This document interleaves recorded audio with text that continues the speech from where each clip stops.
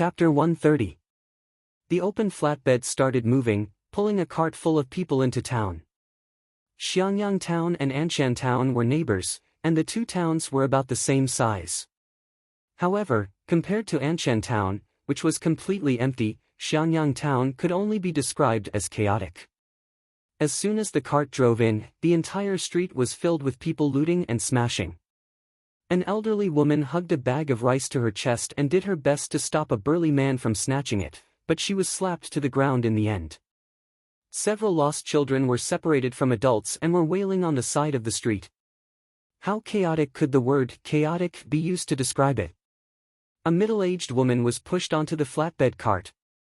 Her eyes fell on the pink, chubby peach in the little foodie's arms, and she immediately reached out to snatch it.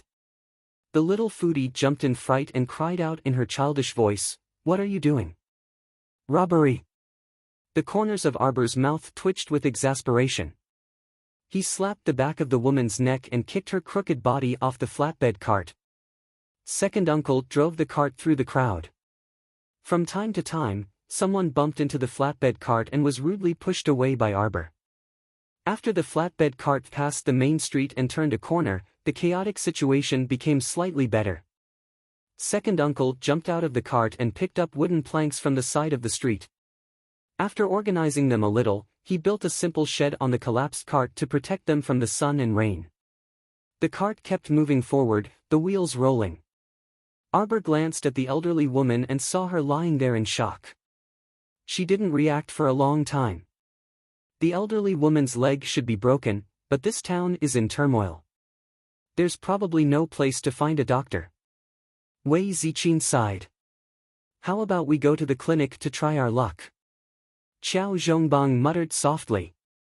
Qiao Zhongxing shook his head. There definitely won't be anyone in the clinic. I reckon it'll be a wasted trip. Sister, this time the peach.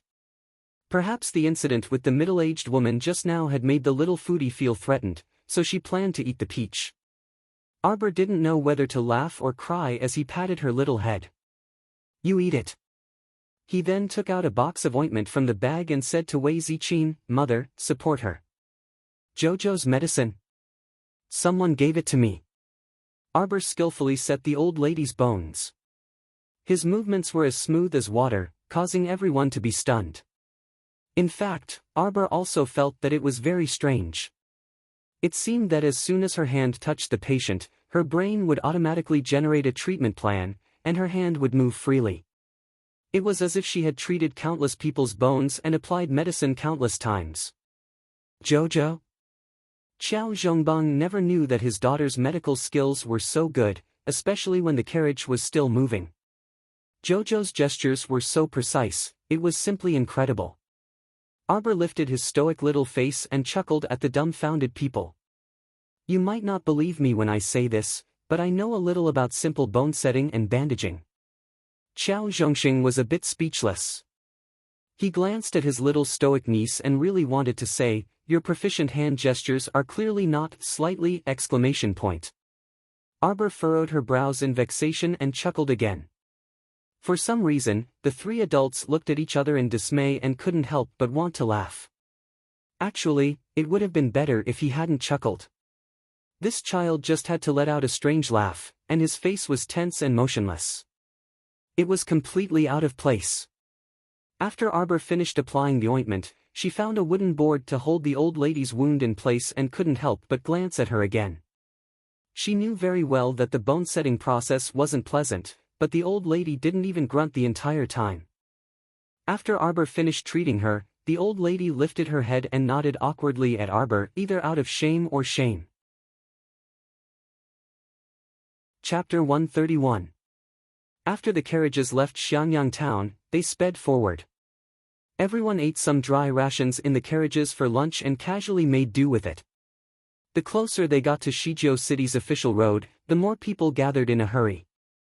Presumably, people from the nearby villages and towns had all gathered in Shijiao City.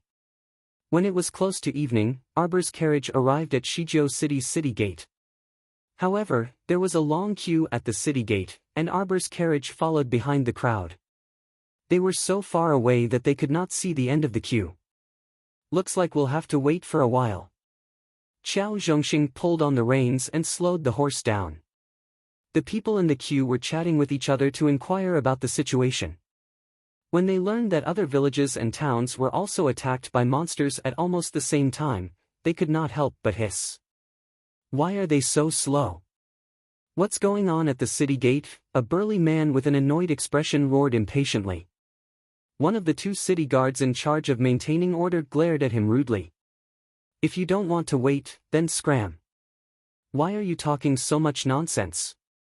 The burly man flew into a rage and threw a black tiger steals the heart at the city guard's chest. Unexpectedly, the city guard looked at him with disdain and threw a punch, which directly collided with the burly man's iron fist. When the two fists collided, the burly man let out a blood-curdling scream. The bones in his arm made a crisp cracking sound, and he flew backward like a kite with a broken string. There was a commotion behind the crowd. The people nearby all looked at the young soldier with reverence. A body cultivator. This person's strength was different from ordinary people. No one expected that an ordinary city guard in Shijiao City would be a body cultivator. The other city guard raised his voice and shouted, "Everyone, line up properly. You're not allowed to cause trouble. Those who cause trouble will be stripped of their right to enter the city." "Sir, can you inquire about what's going on in front?" Qiao Zhongxing asked with a smile. The first city guard who was beating the burly man glanced at Qiao Zhongxing indifferently. When his gaze landed on Arbor, he could not help but pause on her cold little face for a moment. He did not expect that there would be such a beautiful and elegant little girl in the nearby village. She was so cold that she did not seem like a living person. The little girl was half leaning and half sitting on the side of the carriage. She was aloof from worldly affairs and was as graceful as the wind. She was completely incompatible with the hustle and bustle around her. "Sir?" Second Uncle Qiao turned back to look at his stoic-faced little niece before cautiously calling out to the city guards. Perhaps seeing that Second Uncle Qiao's attitude wasn't bad, the city guard glanced at him and said, "He's testing, so his speed is a little slow." The city lord said that every person entering the city, regardless of gender or age, must undergo a test to screen out mystic cultivators or people with special abilities. Test? This time, it was as if a chatterbox had been opened. The surrounding women all asked at once, "Is it because the selected mystic cultivators receive better treatment after entering the city?" Of course. Guarding the city requires people with special abilities, and mystic cultivators are even better. The city guards were more lenient towards the women. They nodded and explained, "You also need to hand over some supplies to enter the city. The more you hand over, the better your treatment." Ah! Hearing that they had to hand over their things, everyone wailed and subconsciously clutched their bags tightly. Ah, what? The city guards looked at the old man who shouted the loudest with disdain. Everyone needs to work together to defend the city. You normal people only need to hand over a portion of your resources. Mystic cultivators still need to scan their inner worlds, so they have to hand over more than you. Scan their inner worlds? Arbor raised a brow as an ominous feeling surfaced in her heart. Chapter 132. May I know how to scan the inner world? Qiao Zhongxing glanced at Arbor, who was pulling a long face, and asked subconsciously. Our city lord has an ancient mystic mirror. You just need to scan it. The soldier waved his hand impatiently. You're not a mystic cultivator, so why are you asking so much? Line up properly and don't cause trouble. Arbor sat in the carriage, deep in thought. She had a lot on her mind. It could actually scan the inner world. She didn't enter Shijiao City in her previous life, so she didn't know about this. Thinking about her inner world that was filled with jewels and treasures, the little fellow felt faintly distressed. Would she be burned as a monster if she scanned her inner world like this? However, it was unrealistic to turn back now that they were already at Shijiao City's gates. Master, what are you worried about? The sapling sensed her emotional fluctuations and suddenly spoke in her mind. You've recovered? Arbor was slightly taken aback and secretly communicated with the sapling. No. Cho sighed heavily. But I can feel Master's anxiety. In fact, Arbor wanted to ask the sapling about her medical skills. She had a layer of suspicion in her heart now.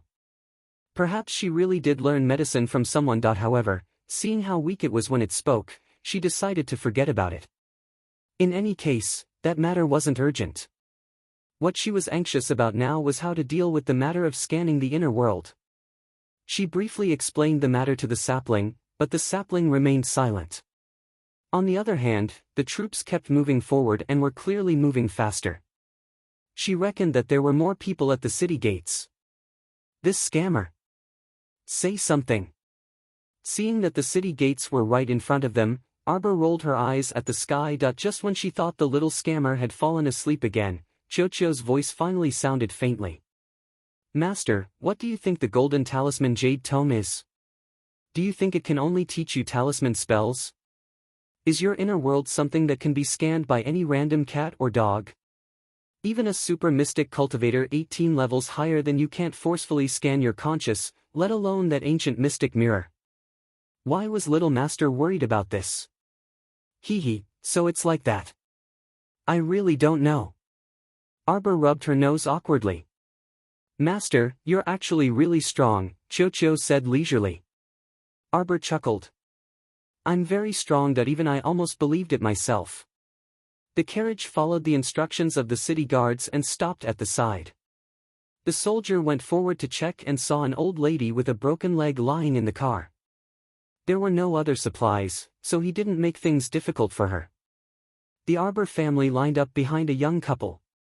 The couple looked a little nervous, and the woman held the cloth bag tightly in her arms. There was a table on the left side of the city gate. A scribe was sitting there with a brush in his hand. He didn't even raise his head. What's your name? Does a mystic cultivator have any special abilities? The couple shook their heads repeatedly. Wang and Shi Mei. The scribe raised his head and glanced at them. Is your family going to hand over supplies? Can I not? Shi Mei asked timidly. The scholar nodded. All right. However, once you enter the city, you will have to make a living on your own. The city lord's mansion will not distribute any resources to you. There are free tents for you to stay in, the scholar added. The couple nodded repeatedly. We won't hand them over. We'll just stay in the free tents. The scholar nodded and gave them a meaningful look. He handed them a bamboo tablet with their names written on it, and the words, inferior, were engraved on the back. The soldiers standing on both sides called out, next. Chapter 133. Qiao Zhongbang stepped forward and reported his name, then said, the people behind are all my family members. The scholar nodded and glanced at him. Go over and take the test. Qiao Zhongbang looked in the direction the scholar pointed at. There was a transparent crystal ball quietly placed on the long table. He couldn't help but smile wryly. Sir, there's no need to waste time on the test. I'm just an ordinary person. The soldier beside him said impatiently, just take the test if I tell you to. Why are you talking so much? Why don't the couple in front need to be tested? Arbor's soft childish voice contained a trace of coldness. The soldier glared over, scaring Wei Ziqin into subconsciously opening her arms and pulling Arbor into her embrace to protect him. The scholar reached out to block the soldier. He wasn't angry and looked at Arbor with a very gentle gaze. Little kid, the couple in front looks like ordinary people at a glance. They don't have a trace of mystic energy on them. His voice paused, and he suddenly fixed his gaze on Arbor. Little kid, come and take the test. Arbor shook his head expressionlessly. I'm just an ordinary child. Hey, little girl, do you not understand Sir Zhang's words? The soldier shouted in an unpleasant tone. What's wrong? What happened? A cyan figure walked over accompanied by several white-robed men. The scholar immediately stood up and saluted. Greetings, City Lord, and several young masters from Daybreak Sect. City Lord Gu Qingfeng nodded slightly. Testing. His gaze flitted over Qiao Zhongbang and the others. Hey, look, quickly look. Who am I looking at? Isn't this our fifth junior brother? A white-robed man suddenly spoke with a hearty laugh. This person was about the same age as Qiao Zhongbang. He looked to be around 30 years old, but he looked younger than Qiao Zhongbang. His appearance was very ordinary, and there was a hint of mockery at the corner of his mouth, making his entire appearance lean toward harshness. How come I've never heard of some fifth junior brother? Eldest senior brother, did you recognize the wrong person? Third senior brother, your memory is really bad. Wasn't this fifth senior brother praised by Master earlier for having comprehension comparable to eldest senior brothers? Such a pity. In less than 2 years, this fifth senior brother's cultivation was crippled and his Shen meridians were destroyed. After that, he was expelled from the mountain by Master. TSK, I really didn't expect to meet you in Shizhou City. What a coincidence. Yo, why is our once high-spirited fifth junior brother aging prematurely? It hasn't been more than 10 years. I'm so old that I almost can't recognize you. 3 young men in their 20s were dressed in the same style of white robes, with a circular symbol embroidered on their sleeves and chests. They surrounded their eldest senior brother, flattering him as much as they could while trampling Qiao Zhongbang to death. Qiao Zhongbang froze the moment eldest senior brother opened his mouth. When those people finished mocking him, Qiao Zhongbang walked back to his family's side without a word. Ha ha ha. The people from Daybreak's sect laughed impudently. Suddenly, she was interrupted by a soft child's voice. You're as long-winded as a group of ducks. Are you done with the registration? After registering, we're leaving. The laughter of the people from Daybreak's sect abruptly stopped. They all looked at Arbor in disbelief, as if they didn't understand where this child got the guts to speak to them with this kind of tone. The scholar hurriedly took out a bamboo tablet and wanted to hand it to Arbor. You guys go ahead. Arbor glanced at him and was about to reach out his hand. Unexpectedly, a burst of mystic energy shot out from the side and directly swept the bamboo tablet to the ground. One of the white-robed young men glanced at Arbor's family with a spurious smile and immediately lifted his robe to take a horse stance. Fifth senior brother, it's fine if you want to go, but you have to go through here. Ha ha ha ha ha. The other people from Daybreak's sect laughed nastily. Chapter 134. Jia Mingren, don't go too far. Qiao Zhongbang tightly clenched his fists, his nails digging into his flesh without him noticing. Sixth junior brother, you're being naughty again, aren't you? That eldest senior brother said with a chuckle, not having the slightest intention of stopping him. Jia Mingren smiled knowingly and pointed at his crotch even more brazenly. Fifth senior brother, are you going to pass or not? Arbor's gaze hardened, and he pushed away his mother's hand and directly walked toward Jia Mingren. Everyone was startled. City Lord Gu Qingfeng stood to the side and glanced at the Daybreak sect people with disapproval.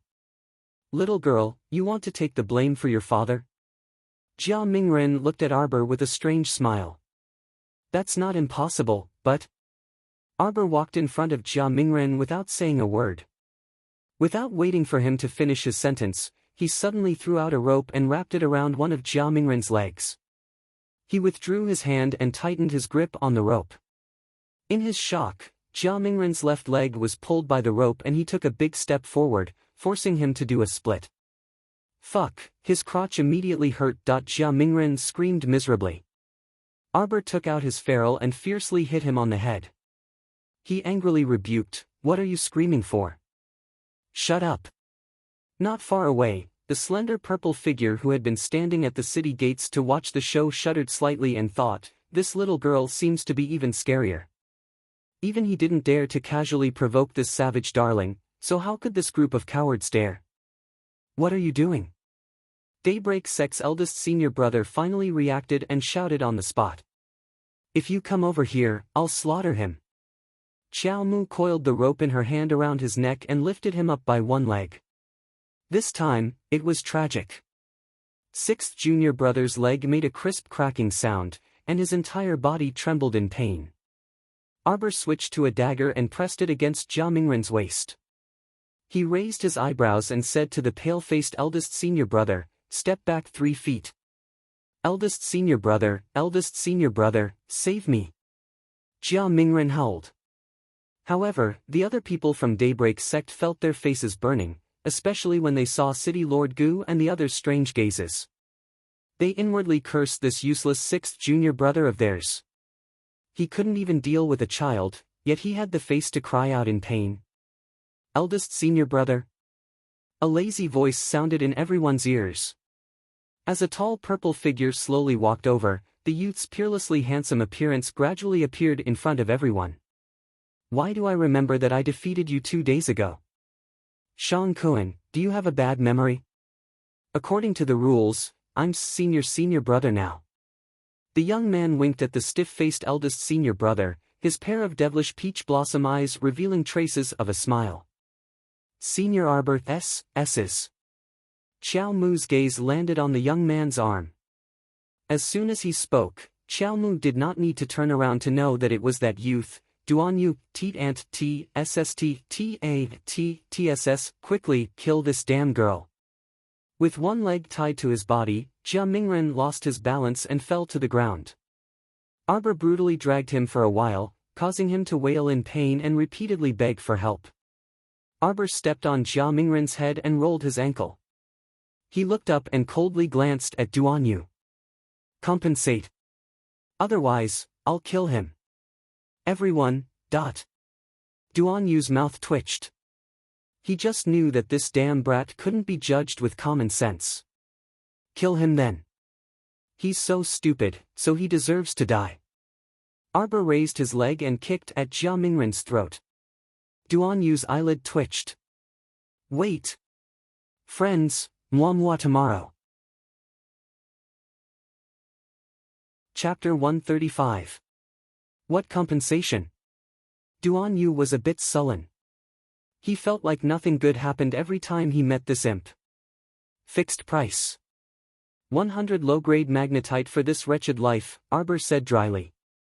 The Daybreak sect disciples looked at Arbor as if they were looking at a monster. 100 low-grade magnetite. This child really dared to demand an exorbitant price. Her guts were outrageous. Second junior brother, what do you think we should do? Duan Yu directly threw the question to Shang Kuan. When Shang Kuan heard the words second junior brother, his brows involuntarily twitched. Eldest. Second senior brother. A Daybreak sect disciple hastily corrected himself. You can't give it to her. Alright then. He's with you guys anyway. Second junior brother, take junior brother Jia's corpse back to see the sect master. Remember to explain properly. Duan Yu turned to leave after saying this. Eldest senior brother, wait. Shang Kuan awkwardly stopped Duan Yu. How about we pool our money together and redeem junior brother Jia first, then think of a way to kill this child. Shang Kuan looked at Arbor with a cold glint in his eyes, and his voice deepened. He would take revenge for this humiliation. Duan Yu was alarmed and was about to berate this brainless guy when he saw a cold glint in Arbor's eyes. Kill him. Following this abrupt order, a black figure pounced down from the sky, and a vast mystic energy landed on Shang Kuan's chest. Shang Kuan felt pain in his chest, and he was sent flying. He crashed heavily onto a nearby table and spat out a mouthful of blood. His eyes turned pale with shock. The table was smashed in half, and the scholar hastily got up and retreated. Gu Qingfeng and the other Daybreak sect disciples revealed a trace of shock in their eyes. They were well aware of Shang Kuan's cultivation.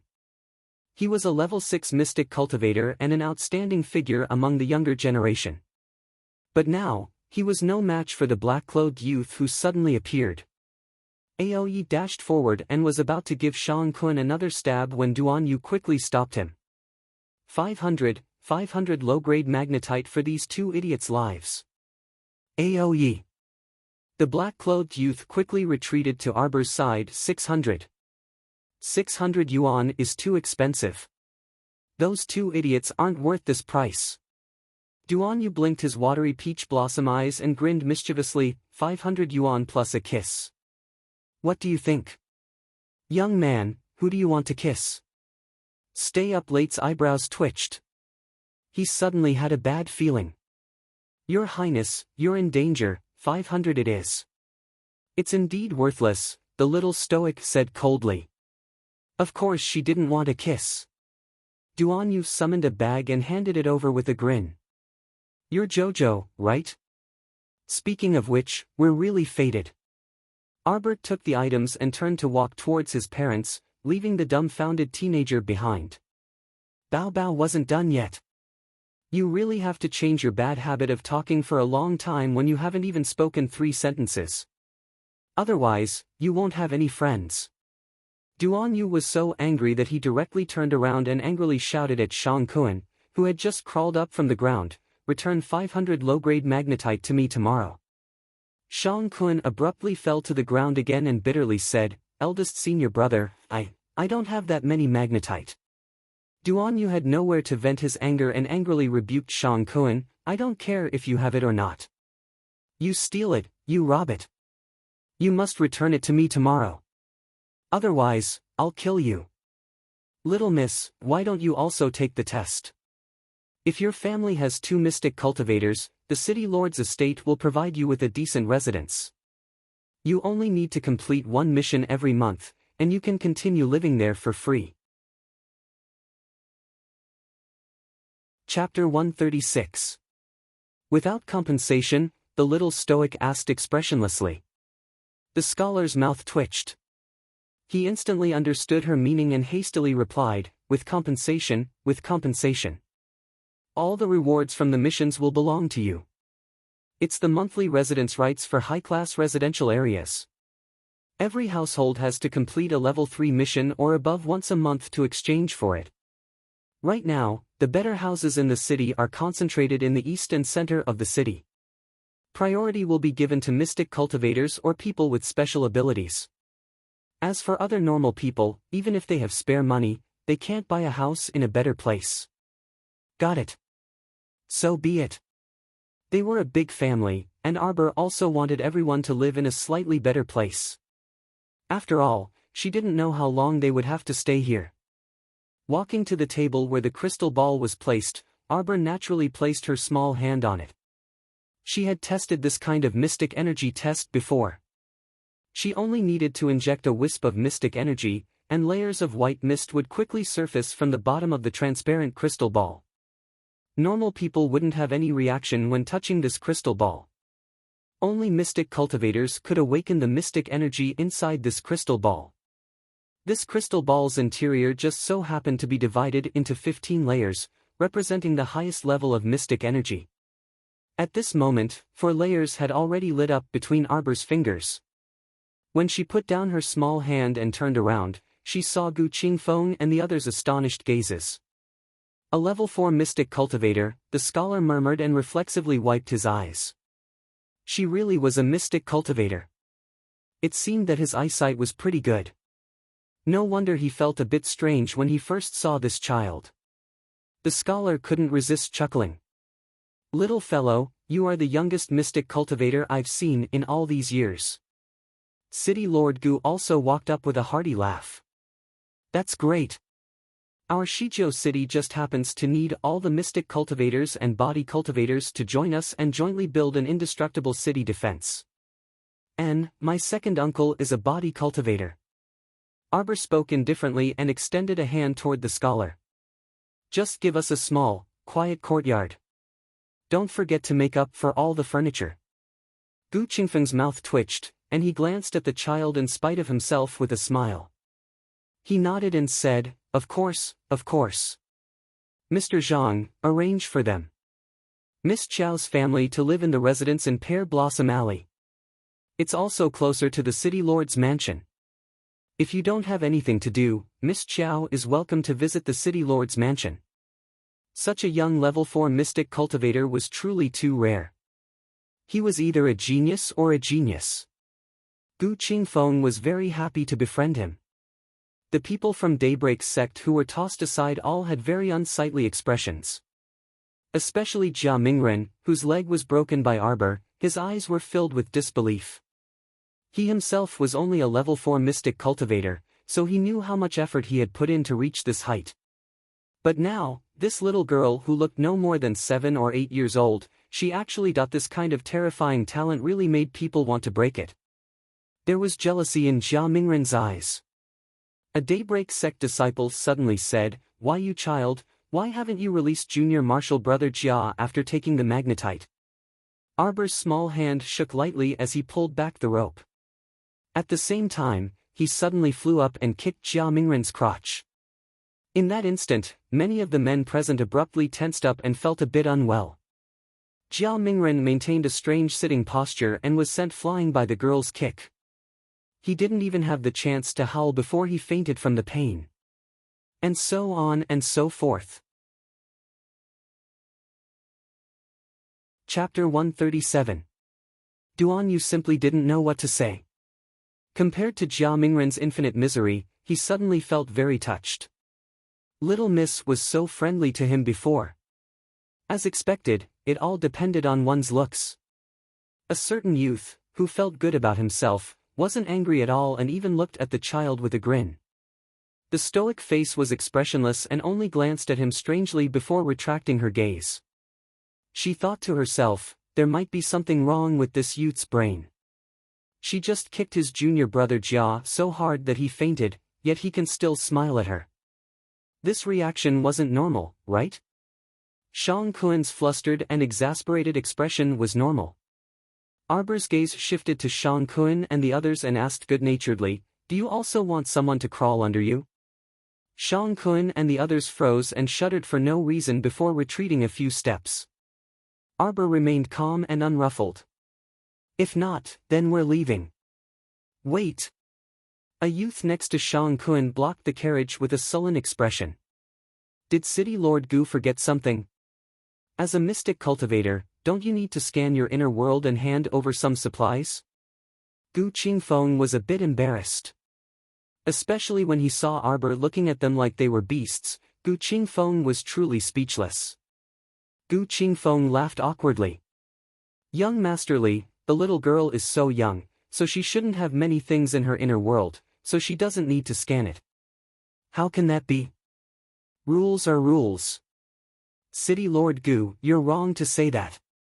If everyone is like the little girl, shirking their age and not scanning their inner world, wouldn't the city lose a lot of supplies?" Li Xiang said sternly with a cold face. "Shameless." Arbor harumphed. "You even want to snatch a baby's things? You're an adult in vain." Gu Qingfeng, "Hurry up if you want to scan. A bunch of men, all of you are so wishy-washy, so boring. What should he do if he really wanted to beat this child to death?" Why was her speech so unpleasant to the ears? The people from Daybreak sect were so angry that their faces turned green. However, when their gazes landed on the youth in black next to the child, they didn't dare to move. After all, the strength that the black-clothed youth had just displayed was something that even their second senior brother, Shang Kuen, had to suffer. How would the others dare to go up and throw their lives away? Gu Qingfeng braced himself and ordered someone to bring over the ancient mystic mirror. He forced a smile at Xiao Mu. "Miss Xiao, there's no need to be nervous. The ancient mystic mirror scanning your inner world won't cause you any harm. It'll be over soon. You just have to stand there without moving. Let me." Daybreak Sect's Li Xiang directly snatched the ancient mystic mirror from Gu Qingfeng's hand and strode forward to Arbor, saying coldly, "I'll say the ugly things first. If you recklessly use your Xian consciousness to resist, don't blame me if your Xian consciousness is damaged by the ancient profound mirror. If even a single hair on my body is harmed, I will use your lowly life to compensate for it." Arbor spoke softly, his gaze fixed on Li Xiangshi. The latter felt as if all the blood in his body had been frozen, and he couldn't say a word. Clang! The black-clothed youth drew his sword in response, looking as if he was about to attack at any moment. Amidst the tension, Gu Qingfeng hastily stepped forward to smooth things over. This city lord should personally scan the little girl's inner world. He felt so bitter. The little girl didn't look easy to bully, so why did Daybreak Sect still have to go against her? No need. Li Xiang stubbornly pushed away Gu Qingfeng's arm, furious that he was intimidated by a little child's aura. Many people gathered at the city gate. Many commoners expressed great curiosity when they heard that a mystic cultivator who was only 7 years old was going to scan the inner world on the spot. Chapter 138. She was clearly such a small child, but Li Xiang didn't dare to look into her eyes. He felt that those demonic pupils were like an icy abyss.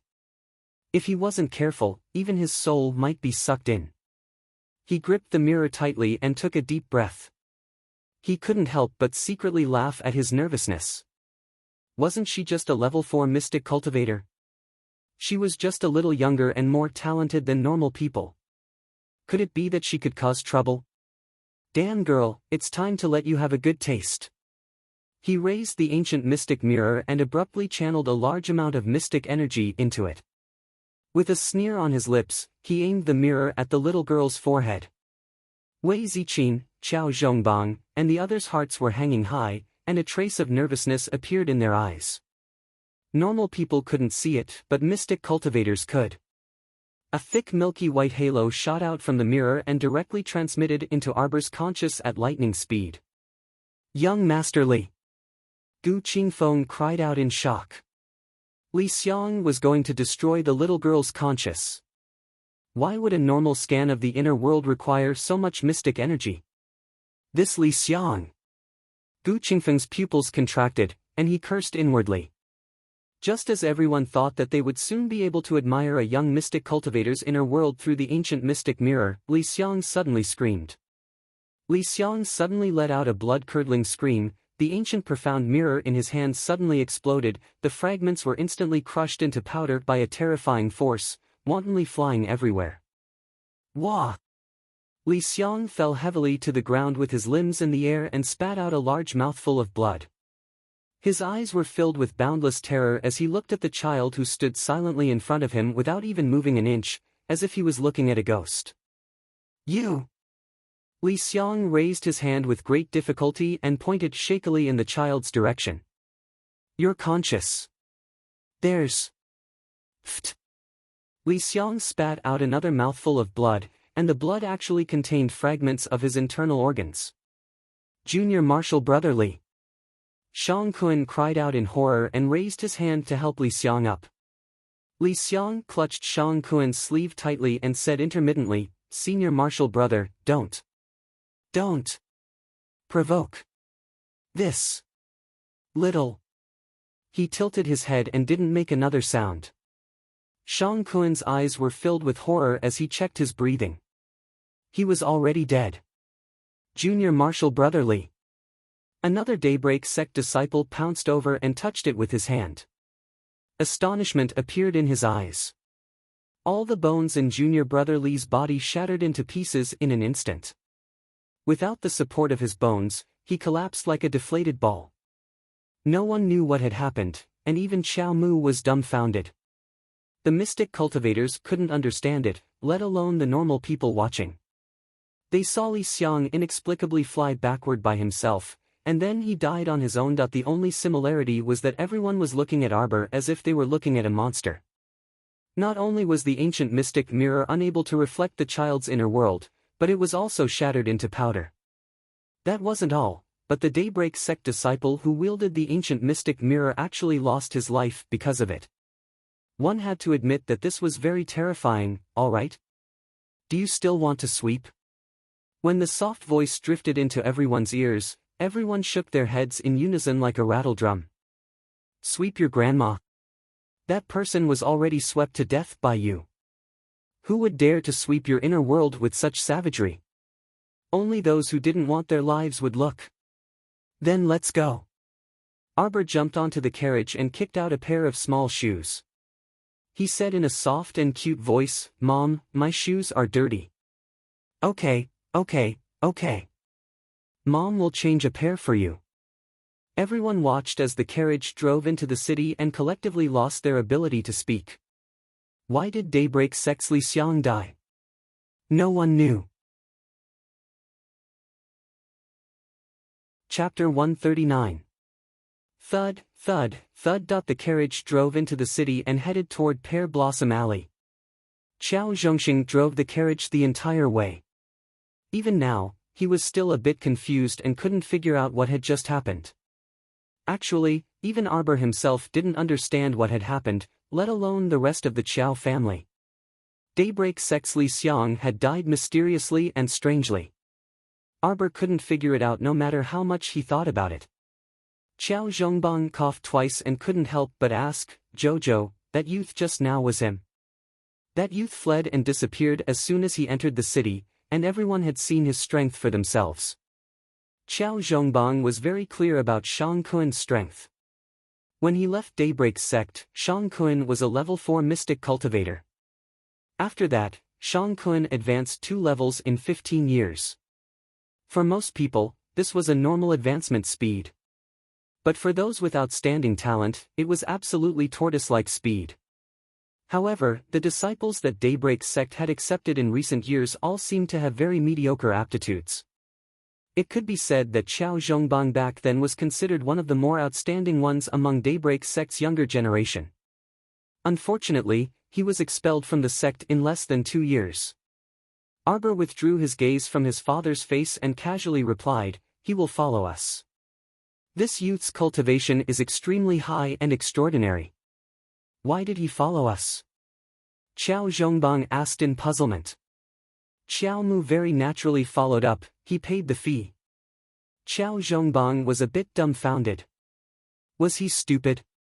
Why did it feel like he was speaking to his eldest daughter in a completely different world? Qiao Hu hastily interjected and added, that Big Brother and Xiaoyao both paid a large sum of food and lodging fees and volunteered to follow eldest sister as her subordinates.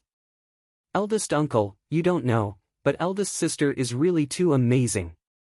As Qiao Hu spoke, he revealed an expression of adoration. What do you mean? Qiao Zhongbang was so shocked that his jaw almost dropped to the ground. If they didn't pay the food and lodging fees, then eldest sister will definitely not take them in. Qiao Hu looked at his uncle as if he was looking at a fool. How could his uncle not understand such simple logic? He was even less sensible than a child. What a joke! Qiao Zhongbang's mouth twitched. His nephew's expression made him want to slap him on the head. A great mystic cultivator whose strength far surpassed Shang Kuan's actually had to pay a fee to follow his daughter. How could others endure this? At this very moment, His Excellency Great Mystic Cultivator Aoyi, who Qiao Zhongbang was talking about, was hiding behind a roof and stealthily taking out a palm-wide pure white jade talisman from his pocket. If Arbor was here, he would be able to tell that this jade talisman was carved on jade using the most authentic talisman technique. This was a communication jade talisman, which was rare even in Guanlan City. Aoyi took out a special jade brush and wrote a line of words on the jade talisman, "Your Highness the Crown Prince, this is bad. A youth from the Daybreak Sect has appeared and seems to be trying to steal your woman." After that, he wrote a bunch of random words. Something like the Daybreak Sect youth insisted on giving Darling Qiao a kiss, but Darling Qiao sternly refused, and so on. He even deliberately described Darling Qiao's stoic face. If Arbor saw what Aoyi wrote, he would definitely be so angry that he would send him flying with a kick. After writing over 1,000 words, Aoyi put away his brush as if he hadn't had enough. He looked up at the sky not far away and sighed with a hint of sadness, "Your Highness, this subordinate can only help you up to this point. Where are you going to find a subordinate who is so conscientious in his duties?" Chapter 140. Arbor didn't know that Aoyi had secretly sent a message to the Crown Prince. She was currently trying to communicate with the sapling mentally. She felt that Li Xiang's death was very strange. It would be best if the sapling knew what happened. "Cho-cho. Do you know what happened just now?" The sapling didn't make a sound for a long time. Arbor waited for a while, but seeing that it didn't move, she could only sigh slightly. She knew she couldn't count on this unreliable tree. The carriage sped into the city and entered the most bustling area of Shizhou City. This place seemed to be almost the same as before the zombie mutation. The streets were bustling with activity, and the peddlers who had set up stalls were energetically shouting to buy and sell. Pedestrians came and went like shuttles, and there was an endless stream of carriages. Wei Ziqin looked over, and a trace of joy appeared in her eyes. It seemed that her daughter was right. Coming to Shijiao City was the right choice. Look at these Shijiao City citizens living and working in peace and contentment. They even had the leisure to stroll around the streets as if they weren't affected by the zombie at all. Arbor wasn't as optimistic as her mother. Just now, Mr. Zhang had said that the center and east of the city were relatively affluent. Then, what about the west, north, and south of the city? What kind of street scene was it? Especially the shed area in the west of the city, where the lower-class commoners from various villages and towns gathered. Would they really live carefree and happy lives? Arbor retracted her gaze and looked ahead indifferently. However, these weren't things she needed to consider. After bypassing the main street and following the address Mr. Zhang gave, Qiao Zhongxing drove the carriage into the entrance of Pear Blossom Alley. Sure enough, he felt a leisurely air blow against his face. Although this place was only half a street away from the main street, it was much quieter. Locust trees were planted on both sides of the street. The carriage shuttled through the shade of the trees, and they could see the city lord's mansion at the end of the street. After turning a corner, they entered the depths of the alley, and a quiet courtyard appeared in front of everyone. Qiao Zhongxing stopped the carriage and said happily, "Get off, we're here." This residence looked really good. Although it wasn't very big, it looked very exquisite. It was more than enough for their family to live in. The main thing was that it was quiet. There was only one residence in the depths of Pear Blossom Alley, so they didn't have to worry about being disturbed. Perhaps this was originally the mansion of the city lord. Arbor pondered. "Father, I like it here." Qiao Hu shouted happily. After running around for so long, Qiao Hu was overjoyed at the thought of being able to lie on a comfortable bed and sleep at night. "Let's go in and take a look." Everyone got out of the car happily. Qiao Zhongbang also carried the old lady and followed the group. Wei Ziqin held Xiao Lin's hand and walked up a few steps. Arbor took the lead to knock on the door. Soon, the door opened, and a clean-cut old servant in cyan clothes walked out. He bowed toward Xiao Mu. "You are Miss Qiao's family, right? Please enter quickly. This old servant has been waiting for everyone for a long time." "You are? Miss, you're too polite. I'm Chang Shui, the housekeeper in charge of the courtyard." Arbor nodded. He had already confirmed in his heart that this courtyard seemed to have been the residence of the city lord. "Housekeeper Chang, is there anyone else in this courtyard other than you?" Arbor didn't like having too many people. Actually, according to her original intention, it was enough for her family to live comfortably. Chang Shui discreetly glanced at Arbor. "Other than this old servant, there's also an old wet nurse who sweeps and a gardener. If Miss needs to purchase maidservants, this old servant can go to the dentist to pick a few suitable ones for Miss." "No need." Arbor calmly interrupted him. "Remember to make a Qiao Estate signboard and hang it up as soon as possible. Wait, there will still be a fourth watch today." Chapter 141. Steward Chang's heart skipped a beat as he nodded repeatedly. With just a few words, he could already tell that although the young lady in front of him was young, she seemed to be the most authoritative person in this group of people. "Young lady, master, madam, this old servant will show you around the courtyard." Steward Chang respectfully led them in. Once they entered, they saw a small flower bed. The entire garden was overflowing with greenery. It was really well taken care of, and a delicate fragrance assailed their nostrils. Wei Ziqin fell in love with this house at first glance. A middle-aged gardener stood by the flower bed, rubbing his hands uneasily as he stepped forward to greet them. "Masters, this is the gardener, Old Bai. He is clumsy with words and doesn't know how to speak, but when it comes to taking care of flowers and plants, his skills are top-notch." Chang Zai hurriedly put in a few good words for the gardener. He could tell just now that this young lady didn't seem to have any intention of keeping a servant. It's really very good. Old Bai, do you take care of this courtyard alone? Wei Ziqin smiled. These flowers and plants are really well taken care of. Seeing that his mother was happy, Arbor turned to Chang Zai and said, he can stay. Chang Zai was overjoyed and hurriedly gave Old Bai a look. The middle-aged man hurriedly bowed. Thank you, young lady. On the other hand, Qiao Zhongxing and the rest were slightly stunned and didn't know whether to laugh or cry. So their family's cold-faced baby originally wanted to chase these servants away. Needless to say, if you asked her, she would definitely answer, it's not much use to waste food, so why keep it?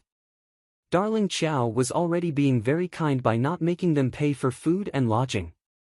Xiao Yao secretly wiped her tears as she followed behind. Her heart was bitter. She thought back to how hard it was for her and Aoyi to follow the young master back then. Chang Zai led everyone through the long corridor and introduced, there are 6 rooms here. How do you plan to distribute them, master? Qiao Zhongbang really wasn't used to the old servant calling him master. He smiled awkwardly and rubbed his nose. Jojo, you distribute them. Other than these 6 rooms, is there anything else behind? Arbor asked. There's a small arched door at the back of the court, which leads to a small garden. There is a small 2-story attic inside, and there are 4 rooms for living. Arbor nodded and turned to Qiao Zhongxing. Second uncle, you and the old lady can stay here. I'm going to stay in the attic with my parents. Xiao Yao automatically stood beside Arbor. You live downstairs. Arbor glanced at Xiao Yao. Xiao Yao only felt that Mrs. Voice was heavenly.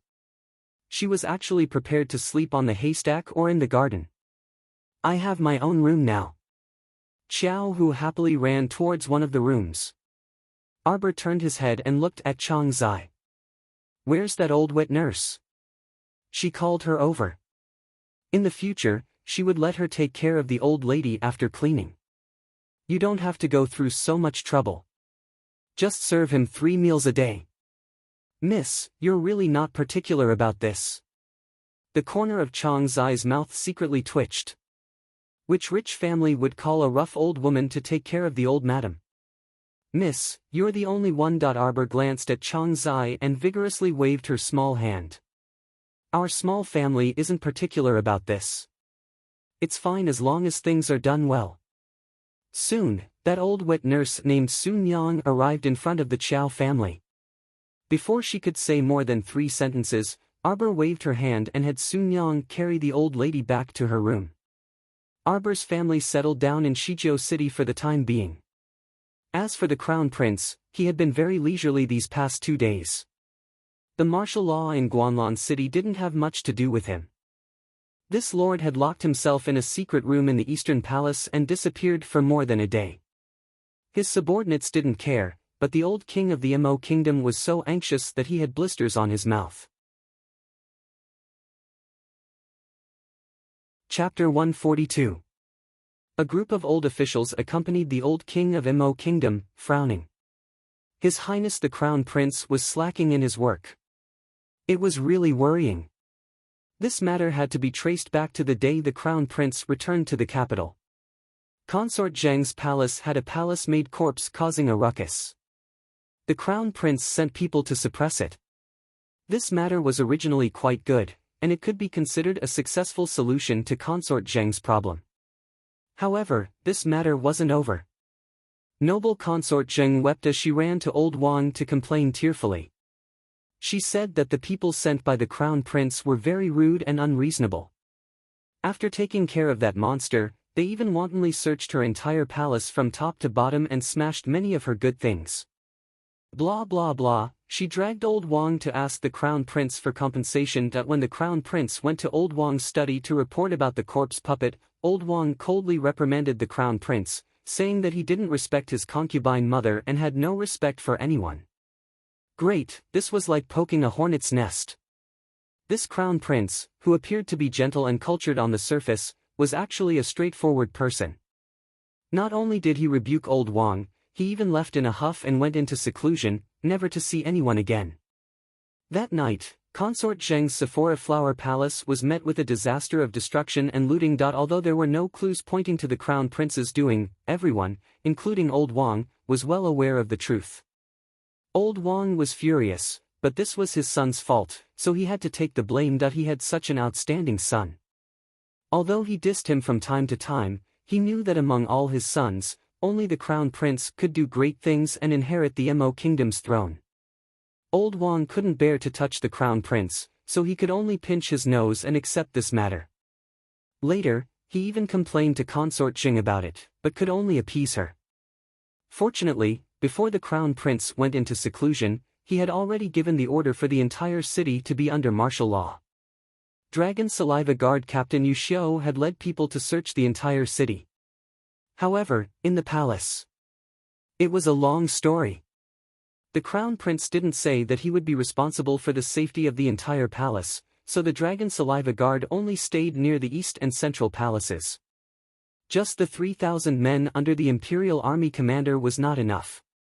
Wasn't it just a matter of time? There was trouble here in the morning, and there was trouble in the afternoon. Imperial Guard Commander Hui Feng felt very tired. He was running around the palace with a group of Imperial Guards. He really wanted to cry. During the morning court session, a minister of the Great King's faction jumped out to criticize the Crown Prince's inaction and joined several other ministers to impeach the Crown Prince. The officials of the Eastern Palace Party almost got into a fight with the Great King's party. Their faces and ears turned red as they argued with each other in the throne room. Lao Wang was so angry that he almost vomited blood. After flinging his sleeves and ending court, Lao Wang hugged the beautiful consort Zheng and wanted to take a walk in the imperial garden with the beauty to relieve his boredom. However, a zombie suddenly jumped out of the pond and hugged consort Zheng tightly. It grabbed consort Zheng's neck and roared, almost scaring Lao Wang to death. This was a very serious matter. After Lao Wang witnessed the viciousness of zombies, he finally understood the dangers of zombies. He wanted to discuss this matter with his son, but his son was in seclusion, so he anxiously gathered the other ministers to think of a solution. This is all Consort Zheng's fault. If not for Consort Zheng creating trouble out of nothing and angering the crown prince so much that he went into seclusion, how would things have ended up like this? Not many people dared to say this. The person who said this was Queen Zhao's younger brother, the Marquis of Stability, Zhao Sheng. Lao Wang wanted to retort, but when faced with his brother-in-law's righteous face, he couldn't say anything. Zhao Sheng said righteously, "In my humble opinion, we should drag Consort Zheng out and flog her 30 times to bring justice to the crown prince." Everyone was silent. The Marquis of Stability really dared to say anything. Lao Wang's face turned green. Chapter 143. The Marquis of Jiajing was one of Old Wang's people and was usually there to smooth things over. When he saw Old Wang's look, he quickly stepped forward to stop the Marquis of Stability. "Marquis Zhao, you can't say that. Consort Zheng was also scared out of her wits today and is still sick. She deserves it." It would have been better if he hadn't said anything, but the moment he did, Zhao Sheng was furious. Everyone knows that zombies are everywhere now, and no place is safe. Yet she still wants to stroll around the garden with the Great King? Whenever she can't stroll, she has to stroll around during these chaotic days? If not for her, would His Majesty be scared? Would His Majesty's face be damaged? Her heart is simply terrible. Zhao Sheng cupped his hands towards the Great King as he spoke and signaled for everyone to look at the little blisters by the Great King's mouth. He didn't give Consort Zheng any face. The Great King was furious. He was angered by his unfilial son. Everyone knew that the Marquis of Stability spoke without holding back. Back then, Old Wang had even praised this official for being upright and outspoken and daring to admonish.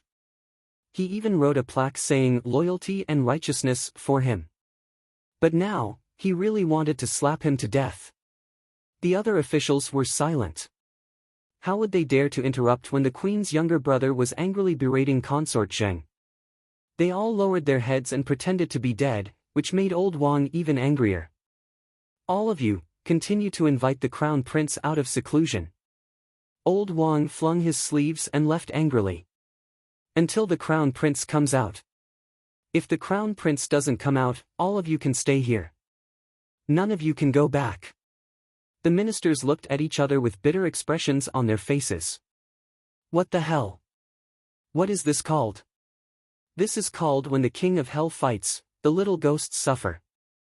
The king himself couldn't bring himself to do it, so he had to force this group of miserable officials to do it. How sullen was that? The most tiring thing was that the Crown Prince's black-hearted heart was unparalleled.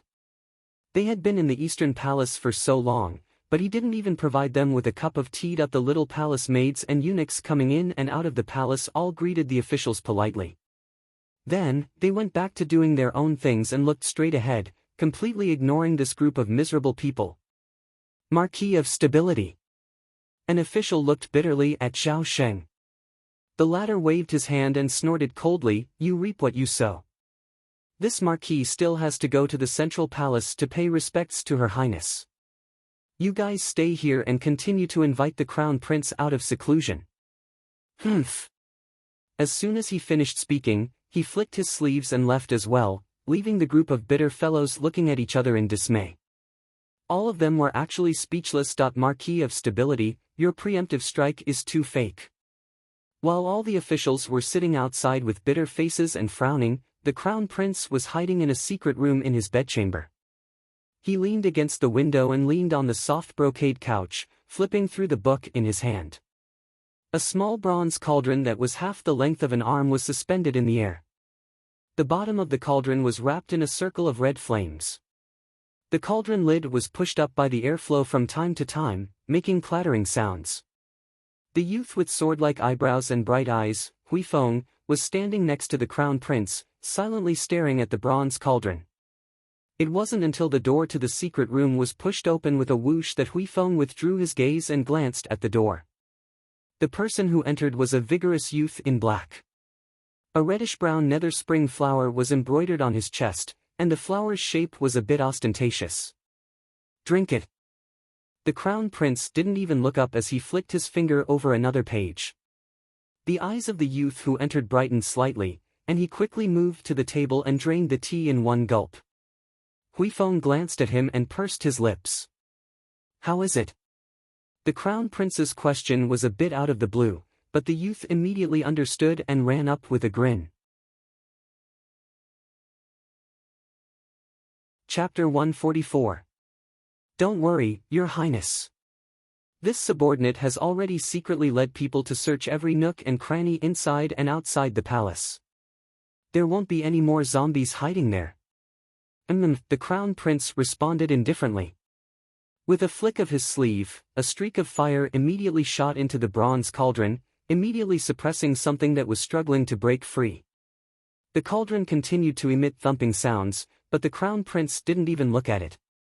In reality, when the Crown Prince ordered Yu Xiu to search the city, he also ordered Hidden Flower to search the palace for hidden dangers.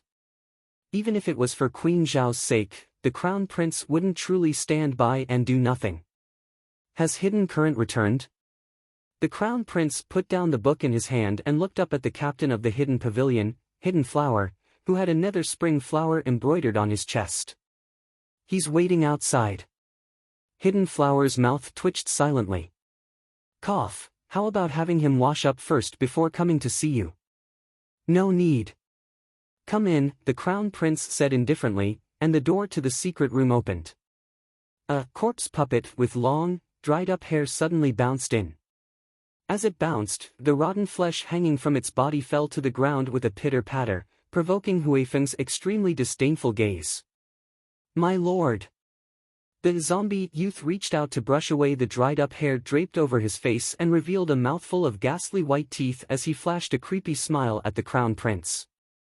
Even the Crown Prince, who was as calm as this, couldn't help but avert his gaze. Your makeup is so ugly. My lord, I've been running for an entire day. Those Imperial Palace guards chased after me, so it's very tragic. My makeup was actually pretty good before, but after being tossed around in water and fire, even the most perfect makeup would become unbearable to look at. Hidden Flower glared at the young corpse puppet as he tried to defend himself. He shrank back in fright when Hidden Flower glared at him. "Go wash up before coming back," Hidden Flower shouted at his Hidden Pavilion member. Hidden Current pursed his lips and ran out dejectedly. The Crown Prince extended a clean and slender hand, and Huifeng immediately understood and handed him a cup of tea. "Let Consort Zheng lie in bed for a while longer. It will also allow Imperial Mother to have some peace and quiet." With a single sentence from this uncle, Consort Zheng was doomed to be miserable for at least the next month. Consort Zheng had been causing too much trouble recently. If it weren't for that, he wouldn't have bothered to deal with her. "You're just a little favored concubine. You don't even have the appearance of a favored concubine. It's one thing for you to strut around in the imperial harem, but you still dare to make a fuss in front of him. It's simply inexplicable and unbearable." The Crown Prince knew very well what kind of character his father was. He was easily swayed and usually did not have much of an opinion. Not only was he fond of beauties, he was also muddle-headed and did not understand the situation all day long. With such a father, the Crown Prince expressed his helplessness. In order to make his father pay attention to the matter of zombies, the Crown Prince had found someone to arrange such a big show in the Imperial Garden. One could only imagine how amazing the drama would be when Undercurrent, who was disguised as a zombie, suddenly jumped out of the garden pool and grabbed Consort Zheng, trying to strangle her to death. A son who worried himself to death for his father sighed and put down the teacup in his hand. Suddenly, the Crown Prince's brows twitched, and he took out a jade communication talisman from his pocket. With a light swipe of his finger, lines of small characters quickly and clearly appeared. Hidden Flower and Huifeng stood next to the Crown Prince without batting an eyelid, and their gazes both drifted towards the jade talisman. Chapter 145. There were many words written on the jade talisman, but the Crown Prince's gaze was fixed on the small line. "A youth from Daybreak's sect strongly requested to give Miss Chow a kiss, but Miss Chow sternly refused and rolled her eyes at him." These words sounded funny no matter how one looked at it, but the two couldn't laugh. Looking at the Crown Prince's expressionless face, Hidden Flower and Huifeng both felt that a storm was about to come. "A youth from Daybreak's sect?" The Crown Prince indifferently read this line of words with an incomparably gentle voice and an unchanging expression. However, Hidden Flower and Huifeng, who were standing next to him, couldn't help but tremble. Bang! The cup in the Crown Prince's hand instantly turned into powder. "Ugh, the Crown Prince is so scary. Please don't take out your anger on him." For his own safety, Hidden Flower hurriedly stepped forward and slandered, "Your Highness, according to this subordinate's knowledge, Daybreak sect also has a stronghold in Guanlan City. How about this subordinate immediately bring people to flatten this stronghold? How about it? Slandering a subject." Huifeng disdainfully swept him a glance and then nodded.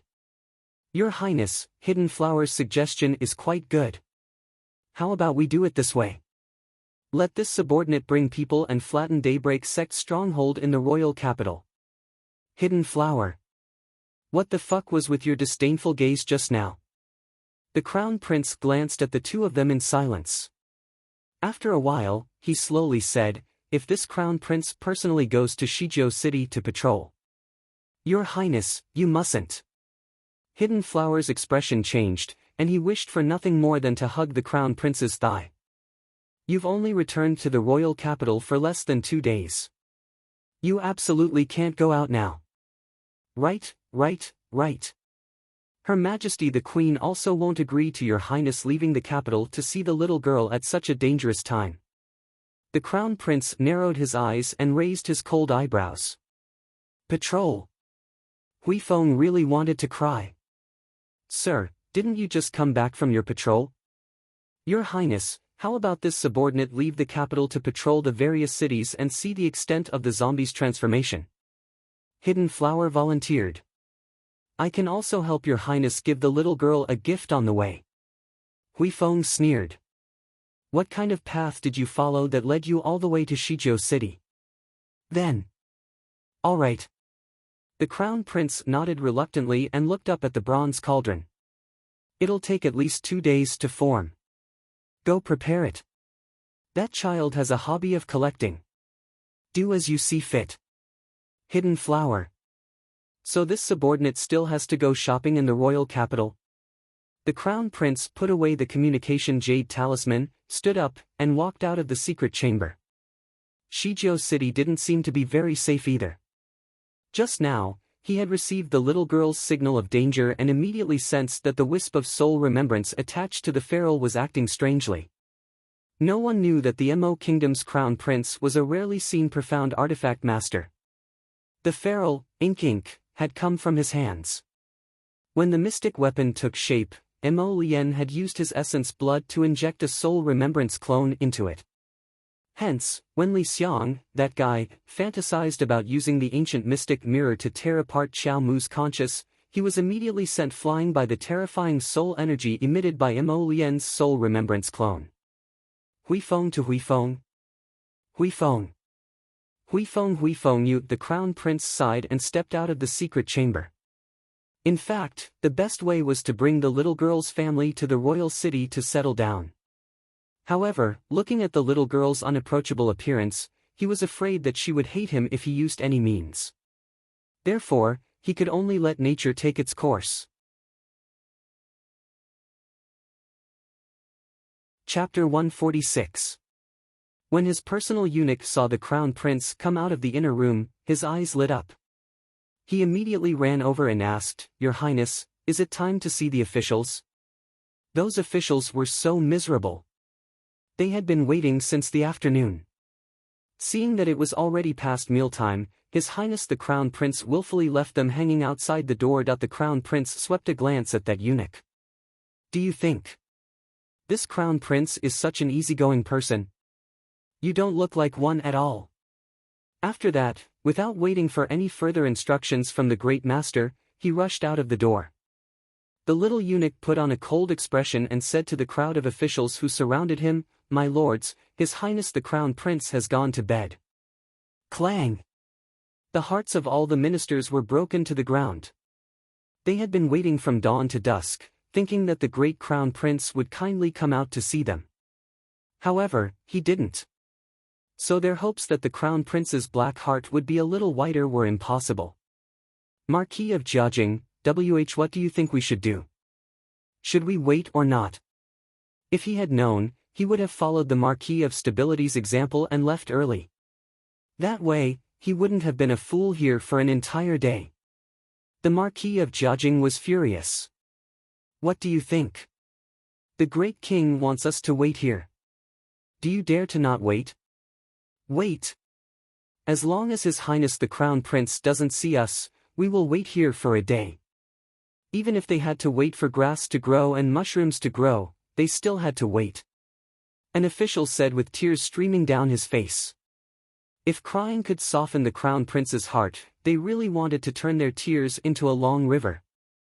They didn't know if there was anyone in this world who could make His Highness the Crown Prince let go of all his arrogance and willfulness. They guessed that it was impossible. Achoo! Our dear Xiao Mu rubbed her small nose and sat on the edge of the soft bed, swinging her short legs.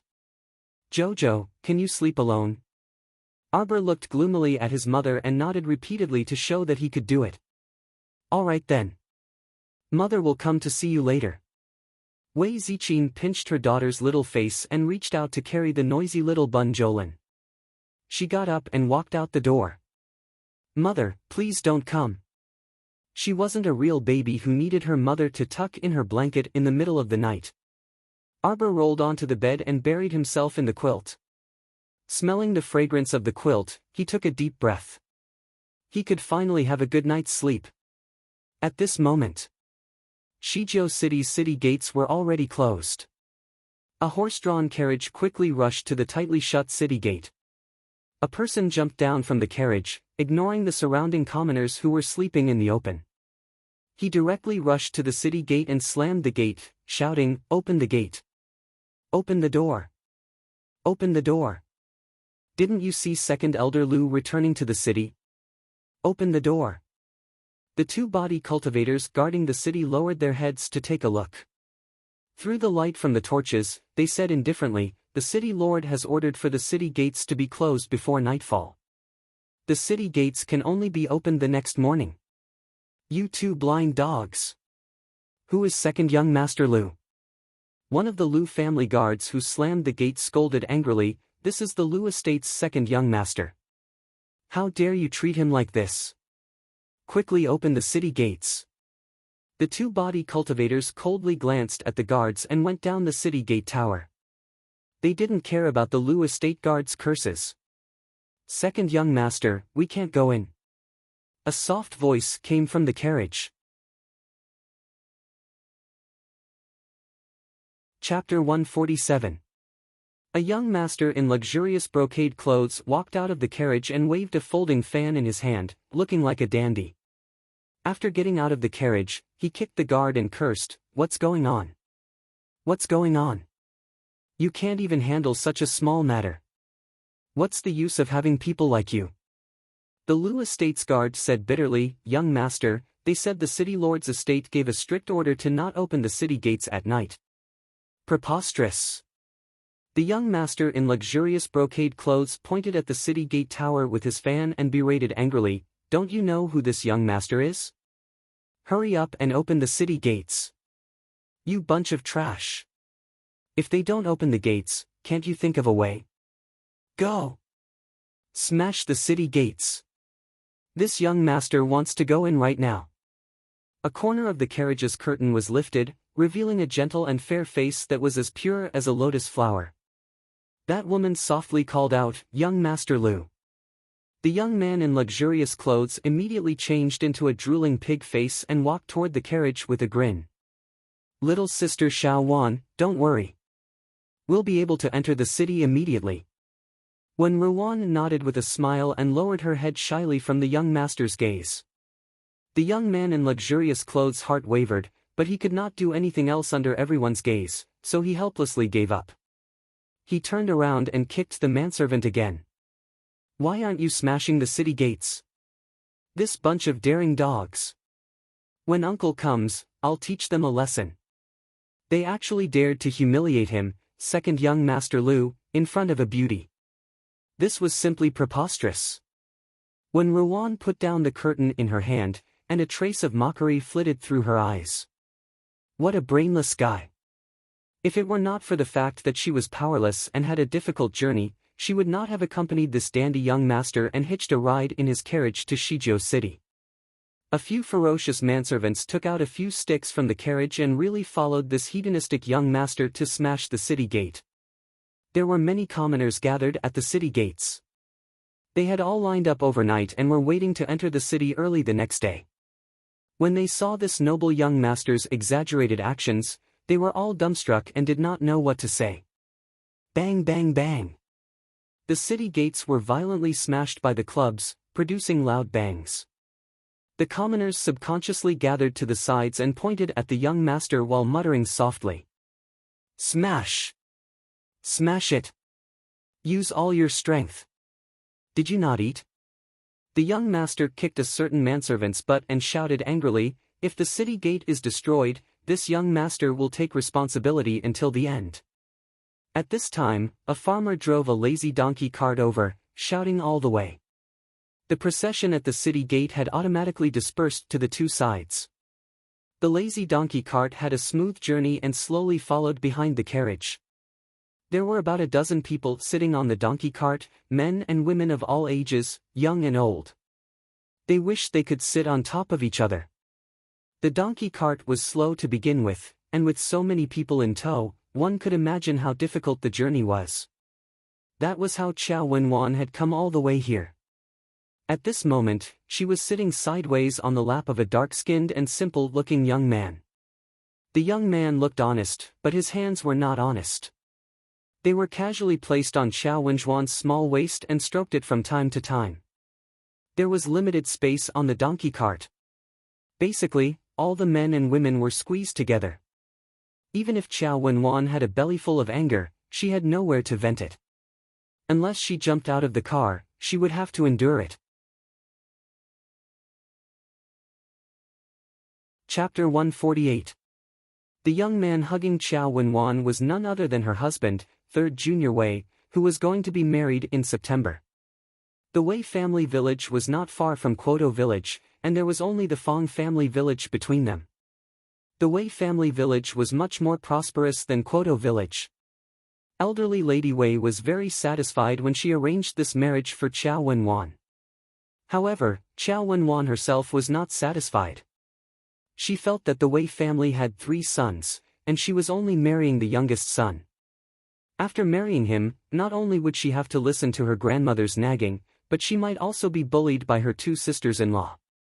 The Wei family's old lady, Madame Niu, was shrewd and difficult to get along with. She was always the one scheming against others, and no one could scheme against her. Ever since she married her 2 daughters-in-law, they had been obediently held in her hands. How could Qiao Wenwan be satisfied with such a family? She had always been a proud person. What she wanted the most was to marry into the city and become a wealthy and respectable young madam. Unfortunately, her fate was full of misfortune. After being heartlessly abandoned by her family, she encountered this outrageous family while fleeing. The Wei family's old lady, Madame Niu, made the decision the night she met Qiao Wenwan. She made the young couple bow to heaven and earth and get married. She bluntly said that she would only flee to Shizhou City with Qiao Wenwan if she became a member of the Wei family. That night, without any cover, the impatient 3rd Junior Wei and Qiao Wenwan entered the bridal chamber in advance. Qiao Wenwan mourned her tragic fate along the way. She combed her hair and followed the Wei family to Shizhou City with a numb expression. The Wei family jumped off the donkey cart and noisily ran toward the city gate. At this time, the ruckus caused by the young master of the Lu estate smashing the city gate became more and more intense. The city gate guards had already rushed to the city lord's estate to report. The 2 body cultivators appeared on the city gate tower again and looked down coldly. Don't blame us for being impolite if the people below continue to wantonly destroy the city gate. Young Master Lu. When Ruwan lifted the curtain and called out softly. This young Master Lu was too reckless. When Ruwan could not help but frown. She wanted to enter the city, not cause trouble. She did not know how to deal with the situation. Little sister Xiao Wan, don't worry. The city gates will open soon, the well-dressed young man said with a smile. As soon as he finished speaking, a row of city guards rushed up to the top of the gate tower. They were all holding bows and arrows and were ready for battle. They aimed at the guards of the Lu residence below. What are you doing? Young Master Lu's voice changed from fright. She really didn't expect that after going out for a few days for sightseeing, not only would she be stopped at the door when she returned home, she would also be shot at with arrows. Where did these people get the guts from? When Qiao Wenwan walked up and immediately saw the slender woman sitting inside the carriage. When Ruwan looked up and met her gaze, she sized up the woman in ragged clothes with a woman's hairstyle, and her lips involuntarily curled into a secret smile. Ha, it's cousin Wenwan.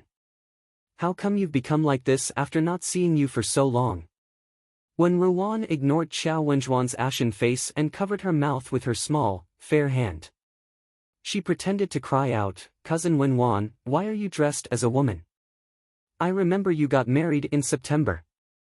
At this time, Arbor woke up from his sleep and abruptly opened his eyes.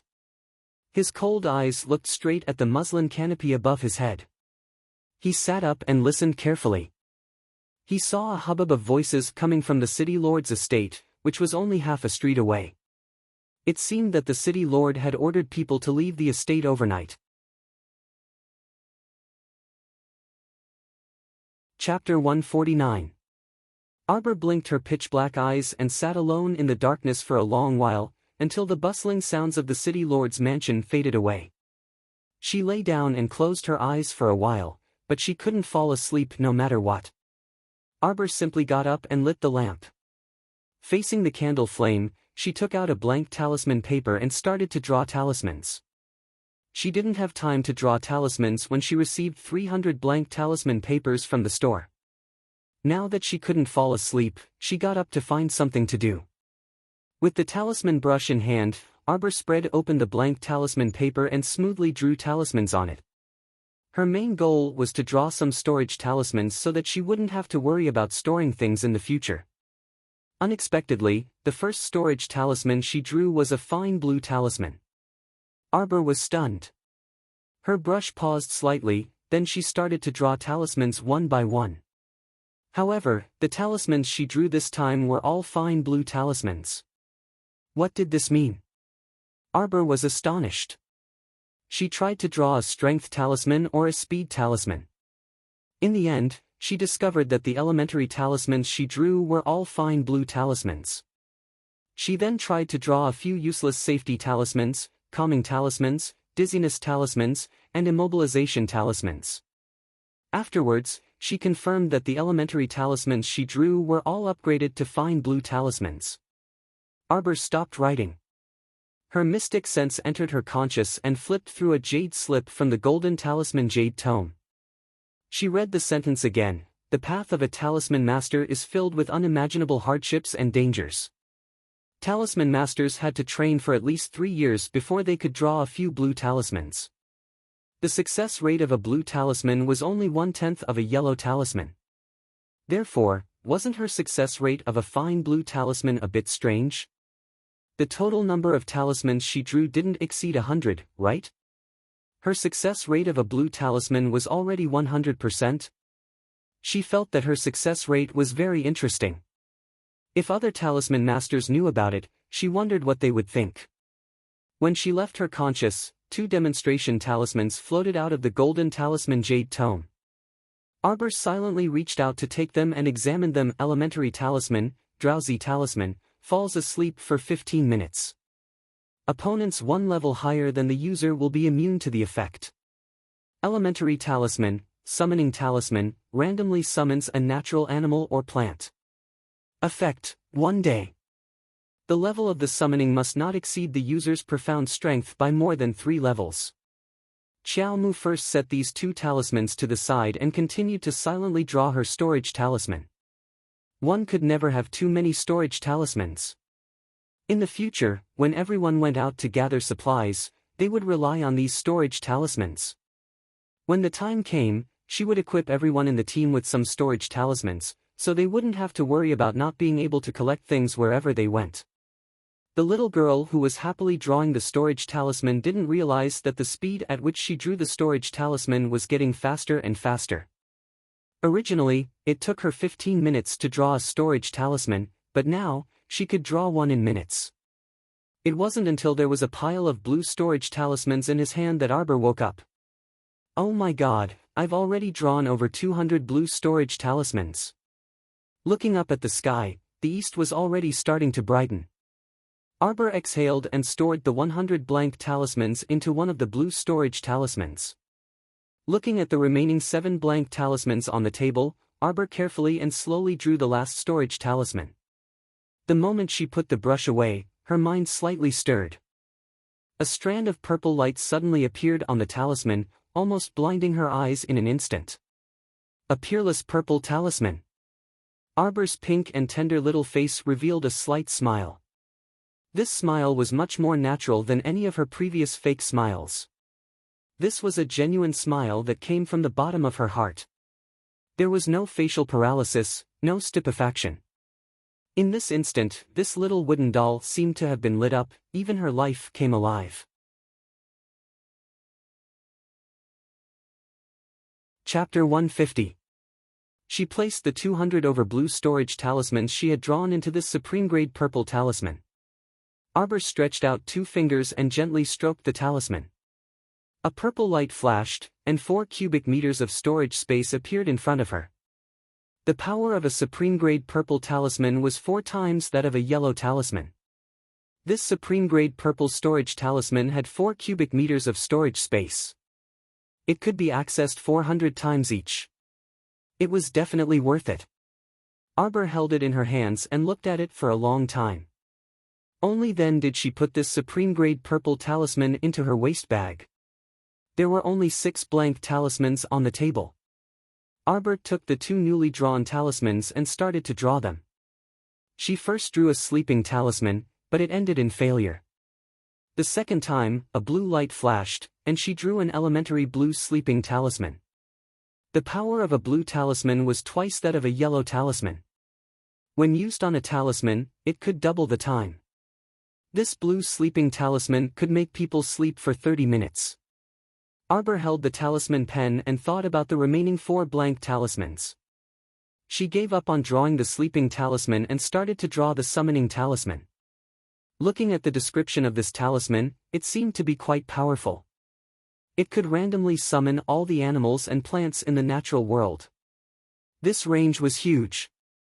It could be ordinary animals and plants, or it could be mystic beasts and evil plants. Anything was possible. Arbor took a deep breath and drew the talisman. This summoning talisman was probably beyond the norm among elementary talismans. It was abnormally difficult to draw. One wrong stroke and the entire talisman would be scrapped. Even with Xiao Mu's super smooth talisman drawing skills, she was somewhat at a loss after failing 3 times in a row. The sun rose outside the window, and the sound of her parents waking up and walking around could be heard. Arbor stared at the last blank talisman on the table. Holding the talisman pen, she calmed herself down and drew again. All the sounds outside the window were isolated by her 5 senses in an instant. There was no sound at all. Arbor was completely immersed in the world of talismans. She concentrated on drawing the elementary summoning talisman. At this very moment, Xiao Mu was completely engrossed in it and did not notice that the door to her room had been pushed open. Wei Ziqin was holding her youngest daughter, Xiao Lin, as she stood dazedly by the door, gazing at her eldest daughter, who was enveloped in a layer of multicolored light. "Is Jojo awake?" Xiao Zhongbang, who had a good night's sleep and was full of energy, walked to his wife with a smile. When his eyes fell on his daughter at the table, he was also stunned. His daughter. What's on the table is a talisman paper, right? Her daughter was holding a talisman brush and drawing talismans with a serious expression on her face. This situation was somewhat inconceivable. Xiao Zhongbang had never known that his daughter was actually a talisman master. The moment he put away the brush, the entire talisman paper emitted a faint blue light. Xiao Mu heaved a long sigh of relief, and her taut nerves finally relaxed slightly. This time, the summoning talisman was finally drawn successfully. Her lips curled into a smile again, which fell into the eyes of the family of 3 standing by the door. Xiao Lin cried out happily, "Sister, you're beautiful. Sister, it's time to eat. Sister is awesome." Although she did not know what praiseworthy thing her sister had done, Xiao Lin cried out without any integrity when she saw her parents' shocked expressions. Arbor was stunned. She turned to look at the door. The warm morning sun shone on her family, making her feel a little warmer. "Father, Mother, good morning." Arbor smiled. Chapter 151. Sister, sister. It's time for dinner. Xiao Lin stretched out her little paws and giggled at her sister enthusiastically. Wei Ziqin stuffed the little foodie into Xiao Zhongbang's arms and walked quickly to Arbor's side. She looked at the talismans in Arbor's hands in shock. "Jojo, this is... the 2 storage talismans you gave me last time were... was it you?" "I drew them." Arbor nodded.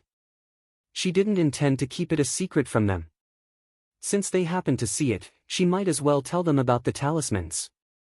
That way, her mother wouldn't treat the 2 storage talismans like treasures, counting the number of times she could use them and not daring to store them. Wei Ziqin's face was full of disbelief. The 2 storage talismans that Jojo had given her were a gift from the expert who had saved her. One had a large space and one had a small space. One could store 100 times, the other could store 200 times. It was filled with all kinds of utensils, food, clothes, and so on that she had tidied up the house. She couldn't bear to use them. But now, Jojo was saying that she had drawn the storage talismans. Arbor rubbed her little nose and looked at her mother a little embarrassedly. She had casually told a lie that the storage talismans were a gift from the Crown Prince. Now, she was exposed. Ahem. Mom, these storage talismans are actually quite easy to draw. Look. She took out a purple talisman from her waist and took out 30 blue storage talismans. These can store 200 times and have 2 cubic meters of space. Arbor's mother was dumbfounded. Her father was also petrified. Jojo, did you draw these storage talismans the whole night? Qiao Zhongbang snapped out of his daze and immediately put on a solemn expression as he looked at his daughter. Although it's indeed very impressive that you can draw 30 storage talismans in one night, you're still young after all and still growing. Don't be so impatient in the future. You need to rest and sleep, okay? Arbor, actually, I drew more than 200 talismans in one night. That she didn't dare to say this to her father. She just nodded her head in agreement. Qiao Zhongbang had seen storage talismans in his sect before, which was a treasure comparable to a mystic cultivator's inner world. Thus, his knowledge was much higher than Wei Zichin's, and he knew that this type of storage talisman was very rare. Moreover, Qiao Zhongbang was extremely clearly aware that talisman techniques had been passed down from generation to generation since the ancient times until now, and many talisman techniques had been drowned in the torrent of history and had been lost for a long time. For example, not everyone knew how to draw storage talismans.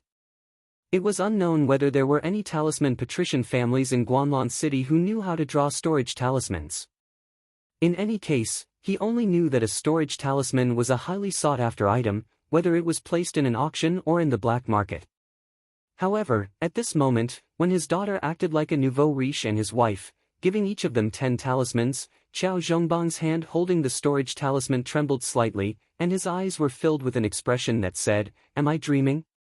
These 10 talismans are for second uncle. Arbor stuffed another 10 blue talismans into his father's hands. He then picked up the blue and yellow summoning talismans and looked at them. Finally, he put away the blue talisman and planned to open a yellow talisman. Jojo, what's this? Qiao Zhongbang's agitated emotions calmed down slightly. His gaze was fixed on the yellow summoning talisman in Arbor's hand. This beginner-level yellow summoning talisman was the demonstration talisman that had just fallen out of the golden talisman jade tome. Arbor thought for a moment before taking the yellow talisman and walking out of the building. He said as he walked, "This is a summoning talisman." Chapter 152. She might summon a large animal like a jackal, wolf, tiger, or leopard later. When Xiaomu walked downstairs, she bumped into the girl Xiaoyao, who approached her with a grin. "Master, madam, little master, breakfast is ready." The little foodie lay in her father's arms, and her eyes lit up when she heard that. "Big sister, breakfast." Arbor paused and turned back to say to Xiaoyao, "You guys go ahead first. I'll come to the parlor to eat later." "No, no." Qiao Zhongbang shook his head. "It's rare to see a legendary summoning talisman. How can father not stay and take a look?" Wei Zichin also expressed her willingness to watch. Xiaoyao, on the other hand, was a little dumbfounded. She looked at her little master and asked in astonishment, "Summoning talisman? Was there something wrong with her ears? Why did she hear master mention a summoning talisman?" From what she knew, this talisman was a talisman patrician family in Guanlan City that had been treasured for generations and was on the verge of extinction. The entire patrician family only had one summoning talisman, and it was worshipped in the ancestral hall all day long like a divine object. "All right then." Arbor nodded. "Father, mother, don't be nervous. The summoned animals and plants should listen to orders." Actually, she didn't have any confidence when she said that. She had never summoned any animals or plants from beginning to end, so who knew what the hell she would summon? What if it was a ferocious beast? She didn't want to scare Xiao Lin into crying with her loud voice. "Cough, father, mother, carry Xiao Lin and walk further away." Arbor held the yellow talisman and reminded them. Wei Zichin thought that there might be danger, so she nodded and pulled Qiao Zhongbang back with her. She even exhorted, "Jojo, be careful. Run if you see something wrong." Arbor looked down at the yellow summoning talisman in her hand. These talismans were all made by her, and the talisman energy contained her aura. To her, opening the talisman was too easy. She didn't even need to drip her blood on the talisman. She just stretched out 2 fingers and wiped the talisman.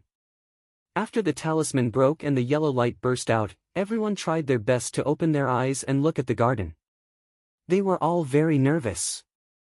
Xiao Mu, who was anticipating the appearance of a ferocious beast, was already in a fighting stance, waiting for the legendary ferocious beast to pounce on her and let her beat it into submission. However, a shrill cry rang in her ears, so shrill that her small body trembled. A few green feathers floated towards her, and the fluff drilled into her face. Arbor spat twice and wiped the fur on his face with his little hand. The shock in his eyes was still there. Suddenly, a creature with a neck and claws that were very slender and long, flapping a pair of incomparably short wings and squealing, hopped over, flapping its small wings as it chased after her while screaming. Holy shit, with this appearance, isn't it just a mutated chicken?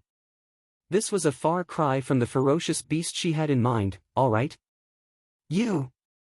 Don't come over. Wah! Arbor's eyes widened. Seeing the chicken pounce over, she suddenly turned around and ran out of the garden. Qiao Zhongbang and his wife looked at each other in dismay. They couldn't help but burst into laughter. Their daughter's behavior just now was too funny. This was how a little girl should be energetic. The husband and wife happily carried their daughter and chased after her. Jojo, don't run around. The small parlor for eating is over there. Who would be in the mood to eat at a time like this? Arbor sadly looked up at the clear sky, her heart filled with helplessness.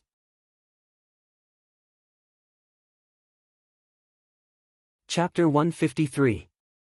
Good morning, big brother, sister-in-law. Qiao Zhongxing had a good night's sleep and happily brought his son to the entrance of the small parlor. When he looked up and saw his eldest brother and his wife, he smiled and stopped. Who would have thought that when he turned around, he would see his niece, who was usually calm and composed and had the appearance of a little adult, being chased by a strange thing and running towards the reception pavilion behind him. She even let out an anxious voice from her mouth. Go back, go back.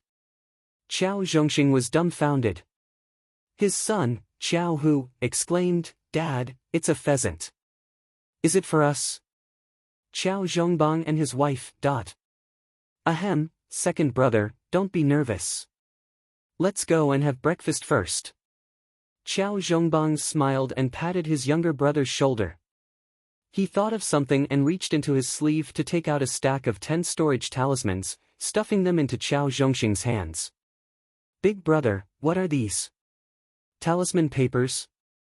The talisman papers sold in the shop were very expensive, and most of them were fake. Where did his brother get these? Yes, these are storage talismans your niece drew. Let's go in and talk about it in detail. They sat at the round table. Qiao Zhongbang told his younger brother how to use the talismans. He patted his dazed younger brother and chuckled. Second brother, it's fine if we keep this between ourselves. Jojo said that it's not difficult to draw these talismans, you just have to use them.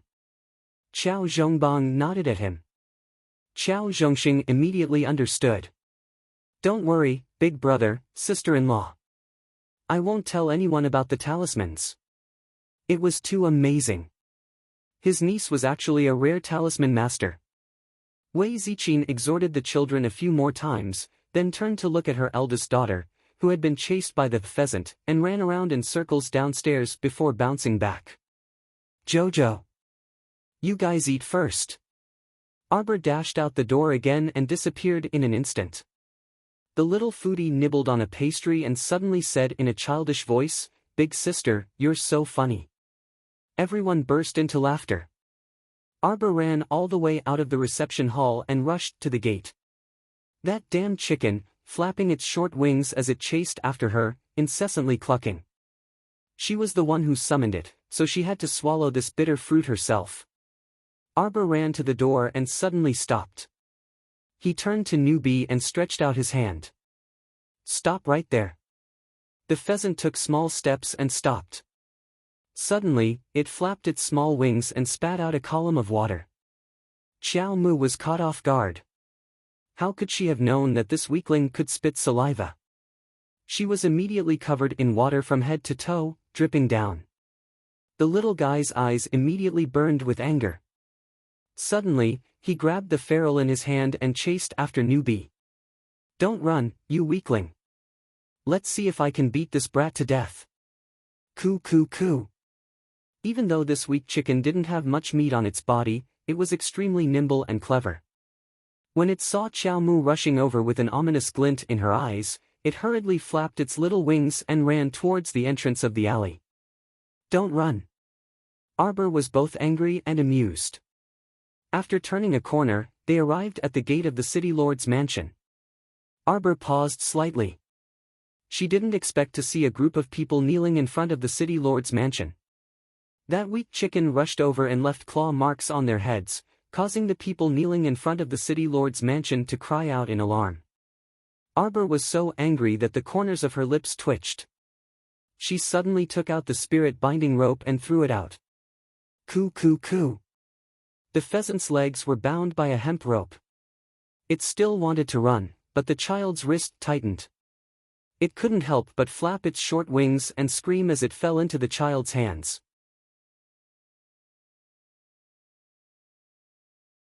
Chapter 154. Arbor's small hand pinched the chicken's neck, causing the chicken to make pitiful cooing sounds. "Don't cry."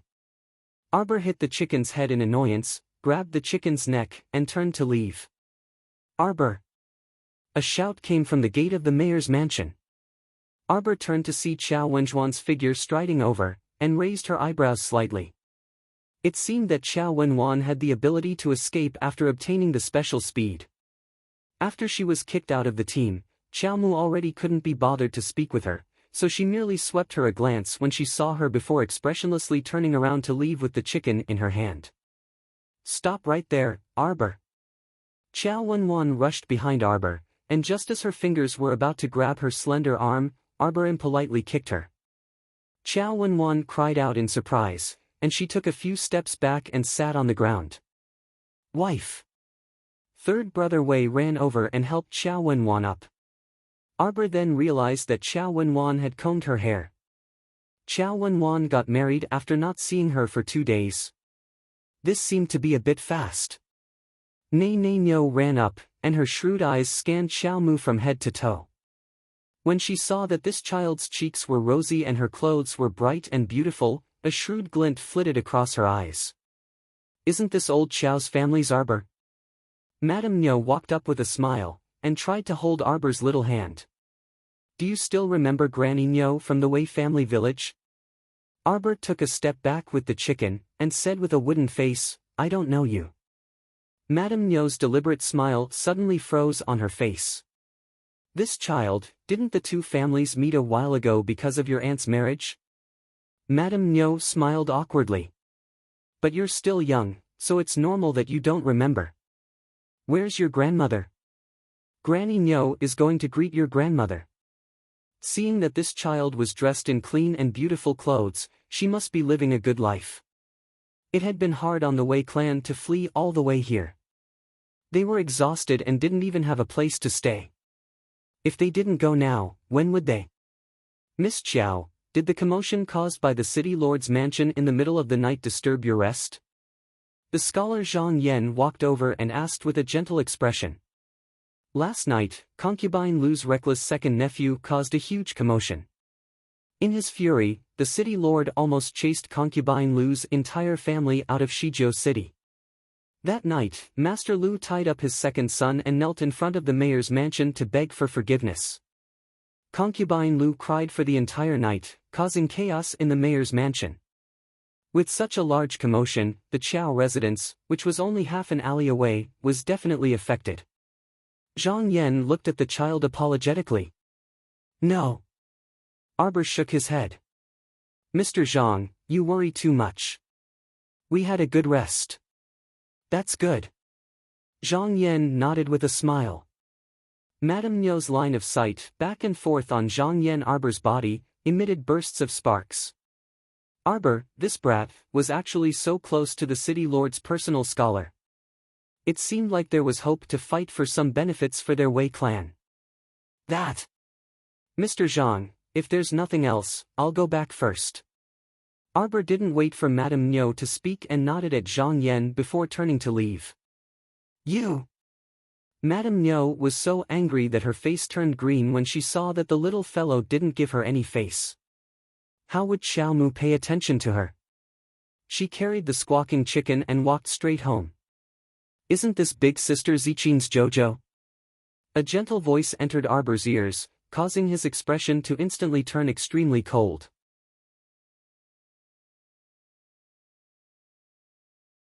Chapter 155. This voice sounded a bit younger than in her previous life, but it was still as familiar as a nightmare. She would never forget it. She appeared. When Rowan.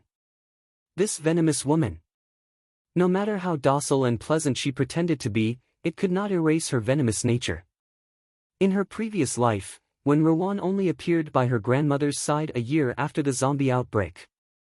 Her mother's health deteriorated after giving birth to her younger brother. In this life, when Rowan actually appeared ahead of schedule. In reality, she could not understand why when Rowan targeted her father when she was so scheming and capable. She could have schemed against any powerful and influential family. In the beginning, her father did not agree to marry Wen Rowan no matter what. It was one thing for him to be intimidated by her grandmother, but Arbor felt that there was more to it than met the eye. At that time, Wen Rowan was dead set on marrying Qiao Zhongbang. Qiao Zhongbang was a person with crippled mystic veins. How could Wen Rowan take a liking to him? Don't talk about love. Arbor scoffed. She must have missed out on some benefits. At this moment, Wen Rowan's warm smile hung on her lips. However, when she met Xiao Mu's gaze, which was like a deep whirlpool that continuously tore at her soul, she couldn't help but be taken aback. This child's gaze?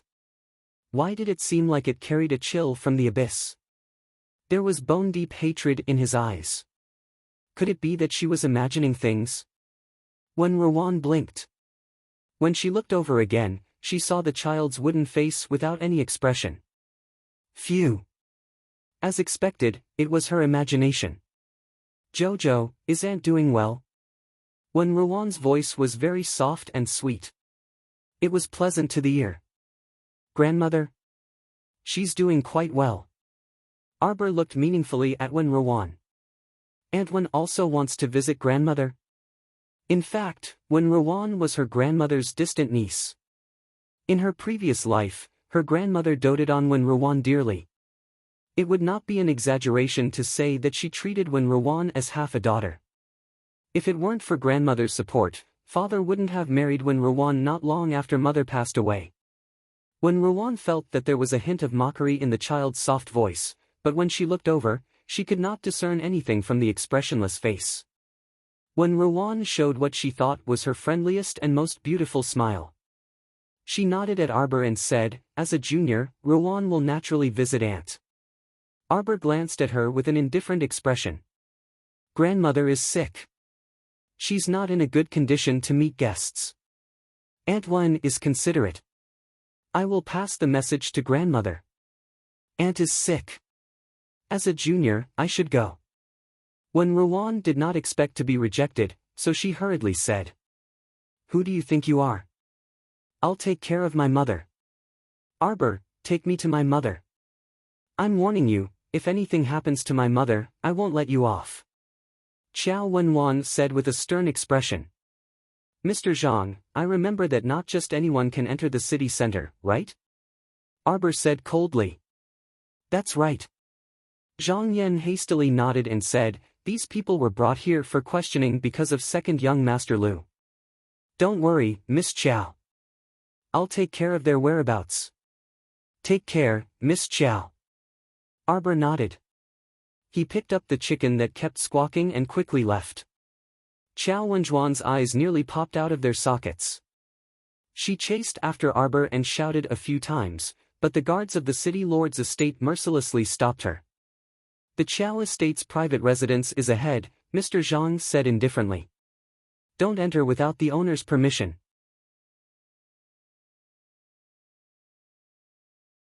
Chapter 156. I'm the Qiao estate's daughter. I'm that little girl's aunt. Ah!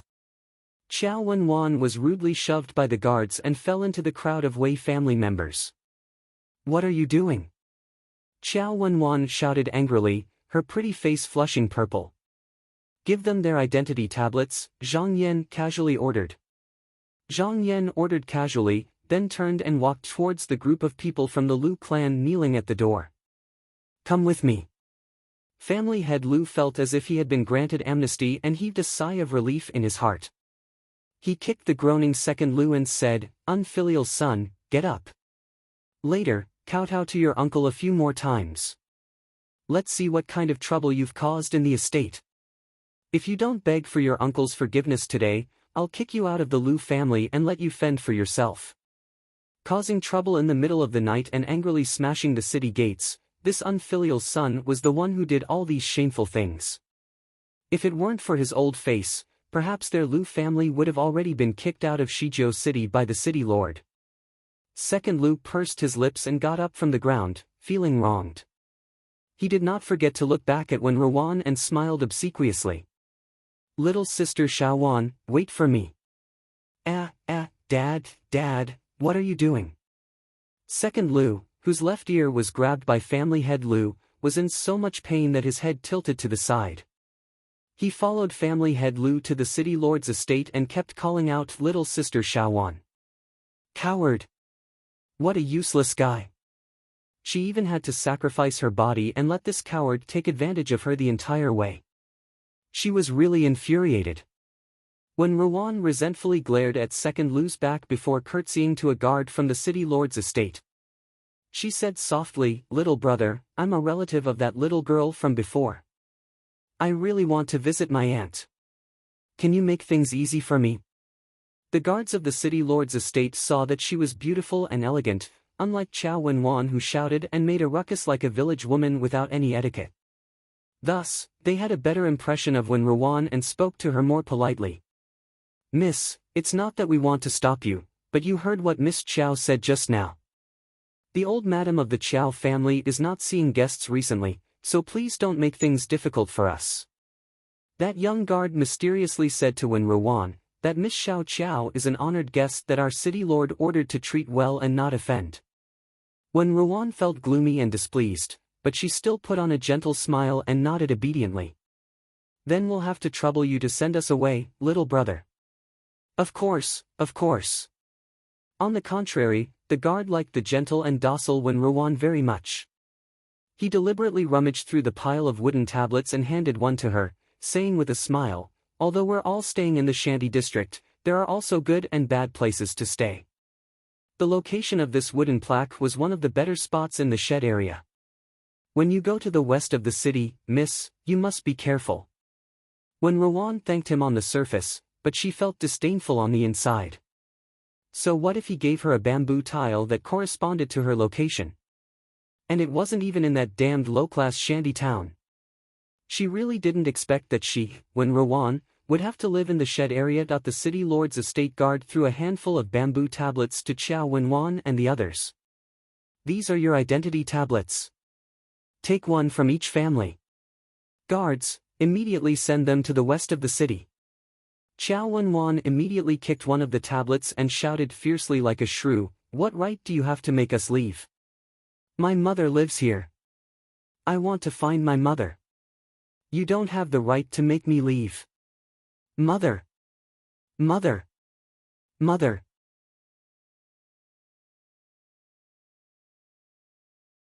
Chapter 157. Make them leave immediately. As soon as the head of the bodyguards gave the order, two people immediately came forward and unceremoniously grabbed Qiao Wenwan, who was struggling and shouting. They carried her all the way out of Pear Blossom Alley. Qiao Wenwan screamed until her throat was hoarse. She was so angry that sparks could fly out of her eyes. She kept cursing, "Arbor, you cursed little bastard, how dare you treat your aunt like this? You're utterly devoid of conscience and morals. I'll see how you'll die in the future." The city lord's estate's guards were experienced in dealing with this kind of shrew. They directly stuffed a dirty rag into Qiao Wenjuan's mouth, and her screams abruptly stopped. The two of them worked together to drag Chow Wen-wan outside and threw her onto the donkey cart without the slightest bit of pity for the fairer sex. The city lord's estate's guards pushed the Wei family members onto the donkey cart one after another and pulled the cart toward the west of the city. However, they were more courteous to Wen-wan. They even specially gave her a gentle pony and let her ride it alone. The Wei family left with sullen faces while cursing at the heavens and earth. Arbor carried the chicken's neck back home and did not pay attention to the farce in front of the city lord's estate. Caw caw caw caw. You're going to caw again? I'll turn you into a bald chicken and pluck out all your feathers. Arbor threatened coldly, not caring if the chicken understood him or not. Sure enough, the chicken did not dare to caw. It flapped its wings and cawed pitifully. Ha!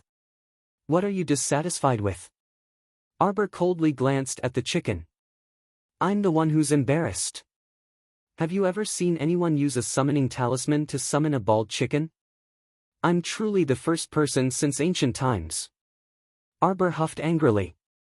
He got a bit angry just talking about it. Caw caw caw. A certain chicken flapped its wings indignantly and spouted water all the way. The child unreservedly flicked its head. If you keep spouting water, I'll twist your head off and kick it like a ball. A certain person felt very miserable. Child, did your parents know that you're so savage?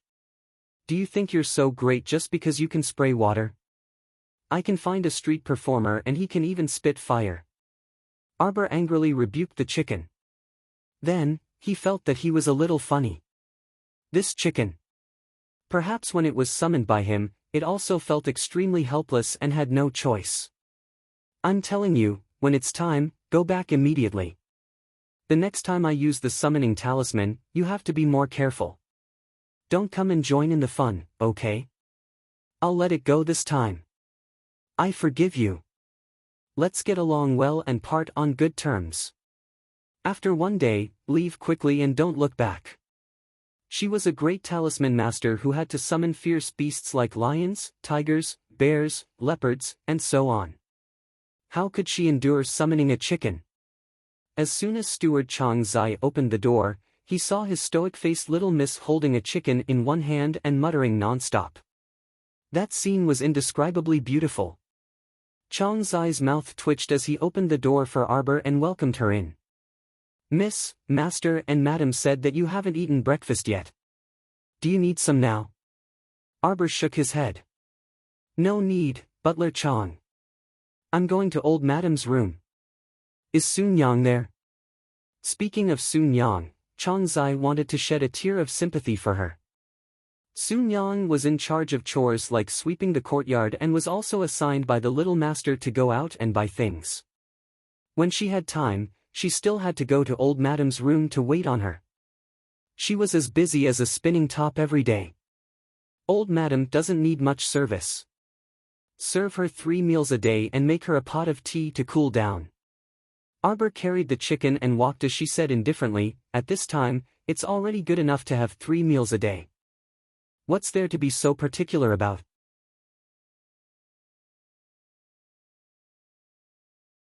Chapter 158. The corner of Chang Zai's mouth twitched. He could tell that the young master did not like the old lady very much. Chang Zai respectfully led Arbor to the door of the old lady's room. He gave Soon Yang a look, and the two of them left together. The old lady's leg had not recovered yet. When Arbor threw away the chicken and walked into the room, the old lady was half leaning on the bed. Seeing Arbor walk in, the old lady coughed awkwardly. Jojo is here. Grandmother. Arbor bowed indifferently. Although his expression was cold, old lady Chow could not find any fault with his etiquette. Sit, Jojo.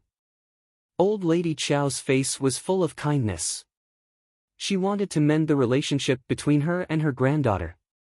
Old lady Chow saw everything that happened at the city gate of Shizhou City. She finally realized that her granddaughter was very different from before. Her granddaughter seemed to have a lot of power. Even the mayor and the others were polite to her.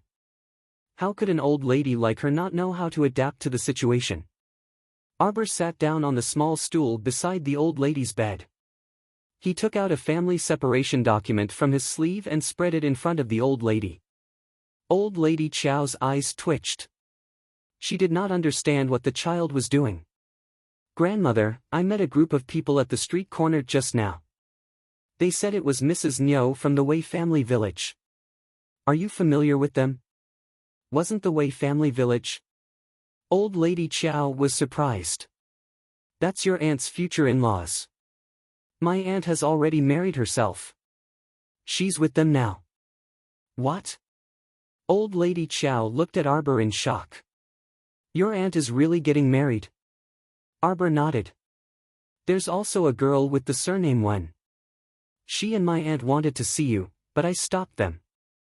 That Miss Wen said she's your distant niece. Are you familiar with her?" Old Lady Chow's forehead twitched. She raised her hand to rub her head and sighed. "Child, if you have something to say, just say it. I don't mean anything else. I just want to ask grandmother. Do you want to live with your daughter, son-in-law, and your distant niece? Or do you plan to stay here and live with us?" Arbor's face was indifferent as he caressed the separation document. "After all, our Chow family has officially separated. I have no obligation to care about the private affairs of other families, let alone Chow Wenwan, who has married and stayed in the Wei family. Father and mother are kind-hearted. It's only right for them to support grandmother." Arbor looked at the old lady meaningfully. "As for the others, our family is not a charity." Old Madam Chow couldn't help but smile bitterly. This child was beating around the bush to force her to make a statement and warn her to know her place. "Jojo, don't worry. Grandmother isn't stupid. Why would she interfere with the Wei family's business? As for your little aunt, Sai." Old Lady Chow was at a loss for words when she recalled how her daughter had pushed her out as a scapegoat. Arbor nodded in satisfaction, stood up, bowed, and left. Looking at her granddaughter's resolute figure, Old Lady Chow suddenly felt a little regretful. She didn't even want to say a single word to her. Was it so easy to mend a broken heart in the past? 2 days later, outside the royal palace's Qian Yuqian gate, 3 large carriages of goods were parked. 2 rows of guards stood on the left and right, looking valiant and formidable. The captain of the guard standing at the front held a large red brocade box in his hands and looked straight ahead. "Stop the carriage." A gorgeous carriage stopped outside the Qian Yuqian gate. The carriage curtain lifted, and a graceful figure darted out of the carriage, snatching the large red brocade box from the captain's hands. What a dense mystic energy aura!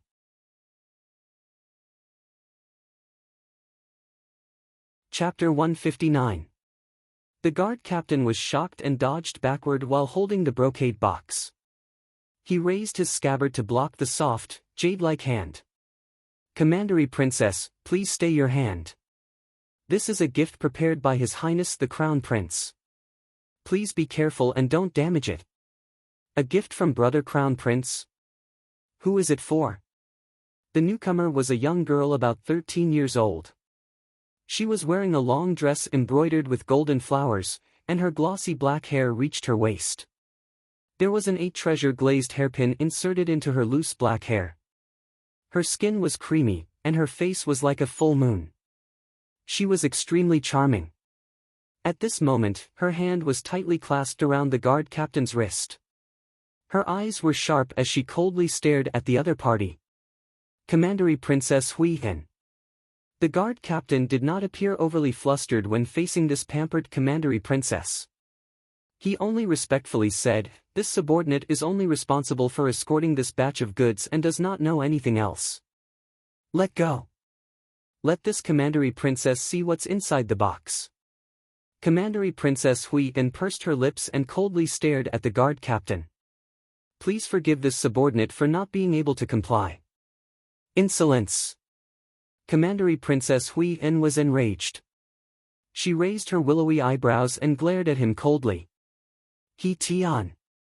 You, a mere centurion of the Imperial Guard, dare to look down on this commandery princess like this? How should you be punished?"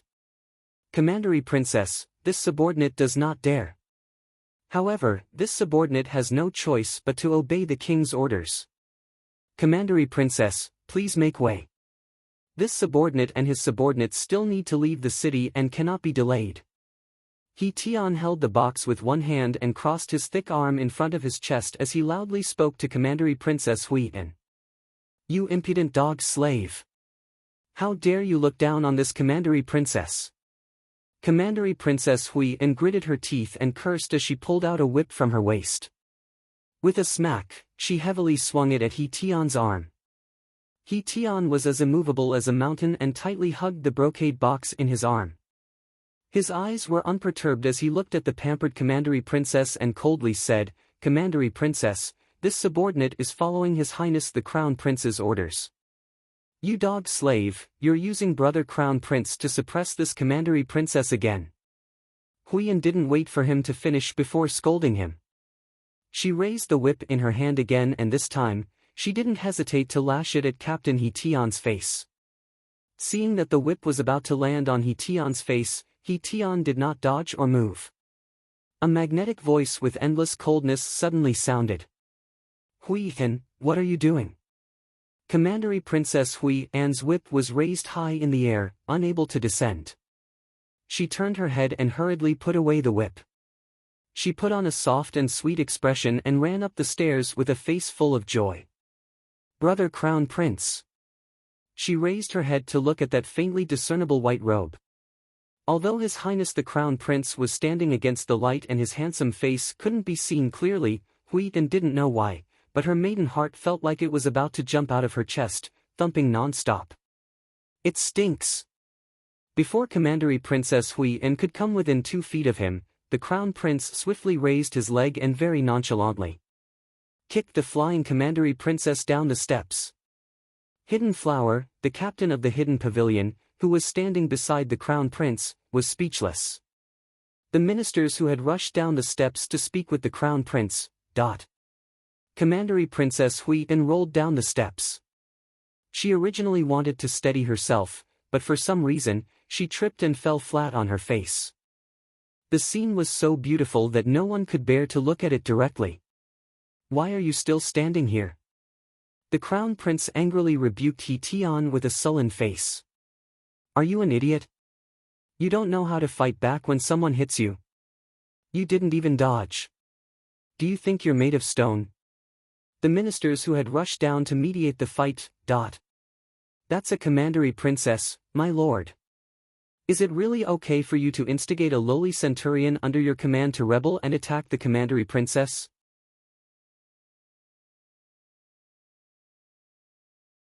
Chapter 160. He Tian immediately cupped his hands and admitted his mistake with a serious expression. Yes, this humble subordinate will immediately depart. The next time I encounter something like this, I definitely won't not retaliate. Hidden Flower's mouth twitched. He freaking felt that the personal guards brought by the royal guard commander, Hui Feng, were similar to him. A bunch of hotheads. The Crown Prince, who was worried sick about his subordinates, sighed helplessly and turned to look at Hidden Flower. Why are you still here? This subordinate will go immediately. Hidden Flower's expression turned solemn, and he quickly followed He Tian's group. He had promised His Highness the Crown Prince that he would personally patrol Shijiao City in His Highness' stead. It was not until He Tian's group had rolled far away that Commandery Princess Huiyan, who had fallen flat on her face, finally realized that her brother the Crown Prince had mercilessly kicked her flying. Commandery Princess, her personal maidservant cautiously called out to the Commandery Princess. This maidservant will help you up. I don't need you to help me. Commandery Princess Huiyan jumped up from the ground. Her well-groomed hair was half disheveled, and she looked very disheveled. The main reason was that she had fallen head first and nibbled on it, and the area around her nose was bleeding. Her appearance was too beautiful, so her personal maidservant did not dare to look straight at her. Go investigate. Investigate clearly. Brother Crown Prince, who did you give gifts to? Commandery Princess Huiyan was so angry that her lips were trembling, and her heart full of tenderness and sweetness turned into fury. Seeing her personal maidservant's cowardly appearance, Hui and slapped her and angrily shouted, "Hurry and help this commandery princess tidy up my appearance. This commandery princess will immediately see Her Majesty the Queen." Her personal maidservant shrunk her neck with a bitter expression. Although she was afraid of commandery Princess Huihen, she still could not help but console her. Her Majesty values His Highness the Crown Prince more than her eyes. If such a small matter is brought to Her Majesty, it will only cause her displeasure. Commandery Princess Huihen angrily stomped her feet. "I don't care. Then I'll go reason with Her Majesty the Queen Dowager. Commandery Princess, let's return to the estate first." A few maidservants followed behind her and bitterly consoled her. Although the Queen Dowager usually doted on the Commandery Princess, if it was related to Her Majesty the Queen Dowager's precious grandson, even 10 Commandery Princesses would not be enough. Commandery Princess Huihen was so angry that she left the royal palace in tears. When Emo Lien heard the report from the eunuch Xiao 11Z, she didn't even raise her head. She only made a sound of acknowledgement, and the brush in her hand moved slightly before she placed it to the side. The Crown Prince propped up his chin with one hand and tilted his head to look at the table. This continued until Xiao 11Z cautiously called out, "Your Highness the Crown Prince, the 9th and 10th princesses have arrived." "Oh." The Crown Prince moved his elbow and raised his head. His gaze fell on the door. "Go ahead." The 9th princess and the 10th princess were both born from concubine Shi. One was 8 years old and the other was 7 years old. Their ages weren't too far apart and they were both cute and delicate. When the two children were led into the Eastern Palace by their wet nurses, they were very nervous. Their mother's exhortations kept echoing in their ears, "When you go to the Eastern Palace, you must be courteous and respectful to the Crown Prince. You must do everything possible to please the Crown Prince. You must not let the Crown Prince dislike you. Inks now. Molly. Greetings to the Crown Prince."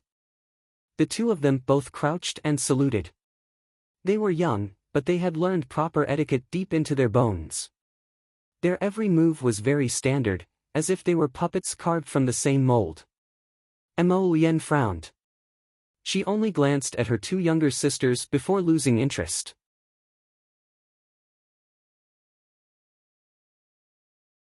Chapter 161. They really were completely different children.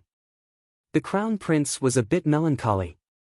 So it wasn't that he changed his personality and liked to be close to children. Instead, the Crown Prince no longer had any interest in looking at his two younger sisters. He waved his hand, and Xiao 11Z went forward to whisper something to the two wet nurses accompanying them. The wet nurses of the two princesses were stunned for a moment before they immediately nodded. They each held the 9th and 10th princesses' small hands and led them out of the Eastern Palace. From beginning to end, the two little princesses didn't know what had happened. Why did their royal brother, the Crown Prince, only glance at them and let them leave without saying anything? After leaving the Eastern Palace, the 10th princess burst into tears and asked timidly while sobbing, "Wet nurse, did we make royal brother Crown Prince angry?" The 10th princess wet nurse dotingly hugged the child and repeatedly said, "No, no, His Highness the Crown Prince is busy with work, so he let us leave first." The 10th princess asked pitifully with teary eyes, "Really?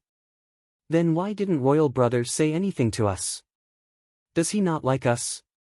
The wet nurse repeatedly nodded and then hurriedly shook her head.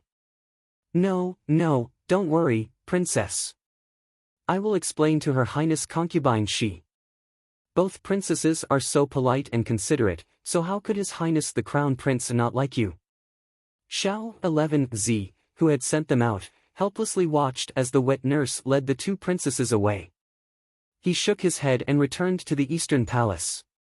"Sigh, I don't know what's wrong with that lord at home again, but he suddenly said that he wanted to see his two royal sisters. In the end, he sent them away without saying anything after they came. Crown Prince, you'll really scare little children if you act so recklessly." When Xiao 11Z returned to the room, he immediately saw his master maintaining the same posture of propping up his chin with his hand and staring motionlessly at the table. He's been standing there in a daze for at least 15 minutes. Xiao 11Z trotted to the crown prince's side and wanted to take a look at the table out of curiosity. However, he saw the crown prince reach out 2 fingers to pick up the thin drawing paper and raise it high. Xiao 11Z didn't even see a strand of hair. On the drawing paper was a little girl with a stoic face. She was expressionlessly looking at him. Her clear black and white eyes were like 2 cold pools. If one wasn't careful, they could suck in one's soul remembrance. The little girl in the painting was held above her head by 2 hands. If he dared to do this in real life, she would definitely beat him until his face was swollen. The crown prince stared at the painting for a long time and muttered to himself, "You look at me expressionlessly all day long, probably because you are lazy. Fine. Laugh. Let's go." Who's looking at His Highness expressionlessly? Who dares to be so rude in front of His Highness that he can't even be bothered to smile? Xiao 11Z immediately jumped out and voiced his doubts. Who was so fearless as to treat their master like this? When had their master's temper ever been so good? I can't kill her. The crown prince glanced at his personal eunuch and thought, so stupid. Why did I take him in? Your Highness, the 2 princesses left the Eastern Palace with apprehension. They were very sad. Xiao 11Z hurriedly came forward and reported, I'm afraid that when I return, I won't be able to escape concubine. She's scolding. The crown prince said nothing. Xiao 11Z snuck a glance at the crown prince and cleared his throat before asking, why did your Highness chase the 2 princesses away without saying a word? Saying a few words of comfort was better than not saying anything at all, right? Because. The crown prince smoothed out the drawing paper in his hand and gently folded it. He then stood up and slowly said, they're not as cute as her at all.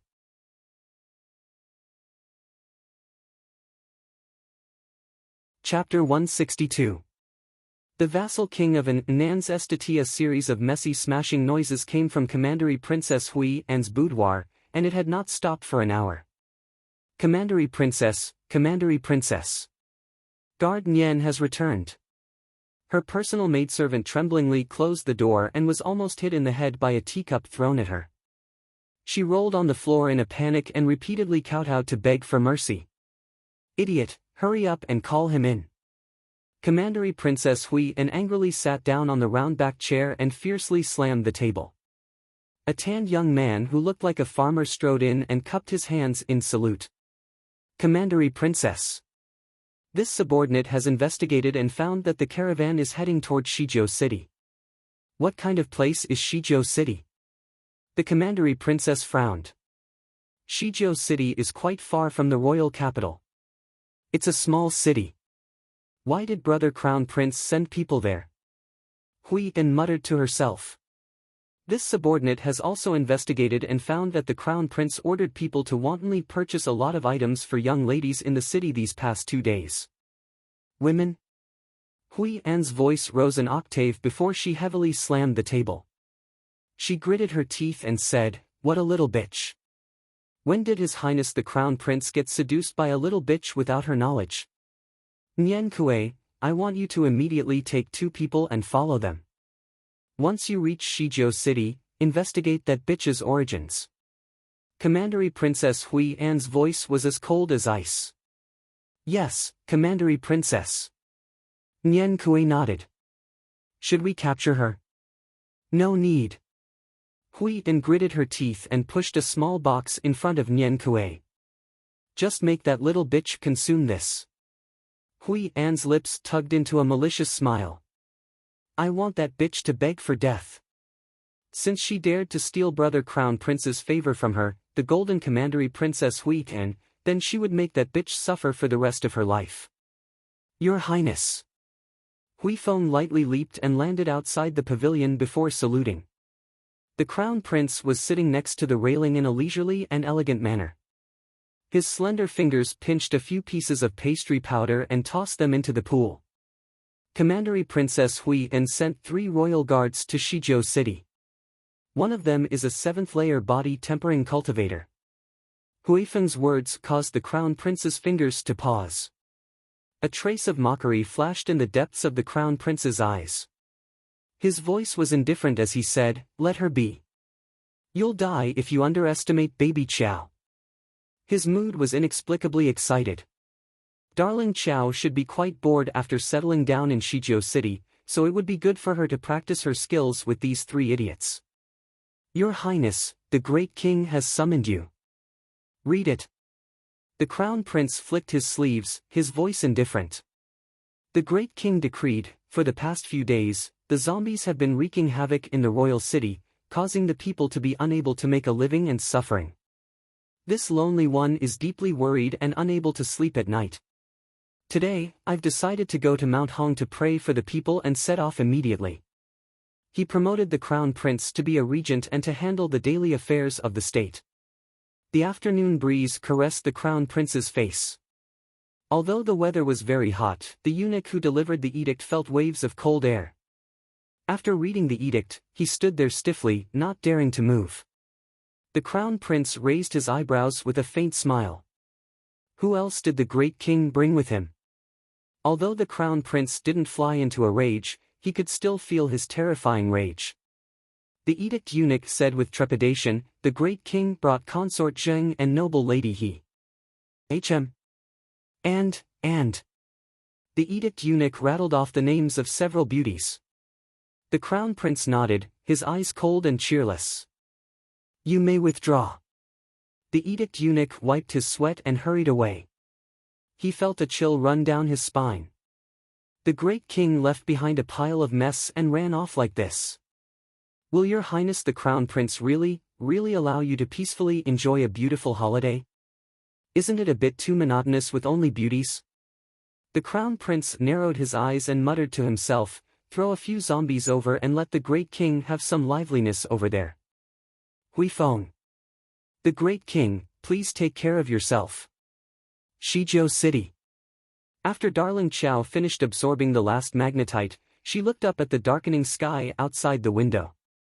"Miss, there's a youth from Daybreak's sect who calls himself Duan Yu requesting an audience. Why did Duan Yu come here?"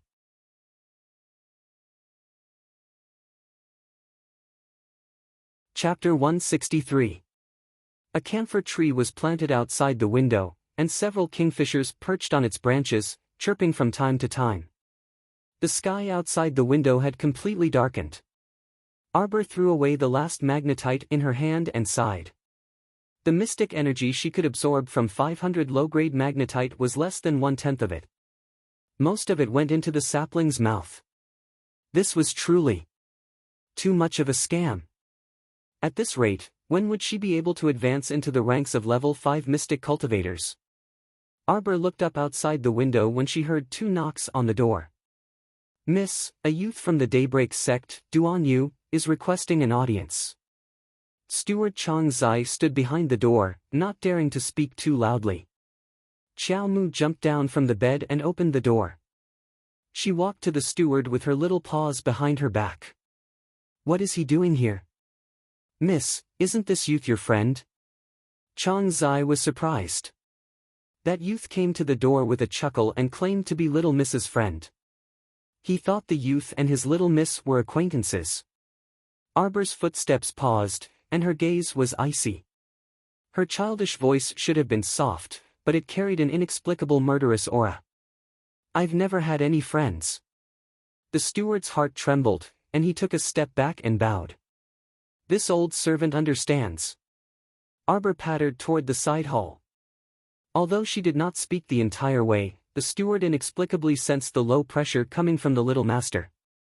It was not until she entered the hall and her gaze landed on the elegantly seated youth drinking tea that Xiaomu coldly said, "In the future, don't casually let in unimportant people." Duan Yu was originally drinking tea without restraint, but his hand froze when he heard the child's retort. Why was this child so unadorable?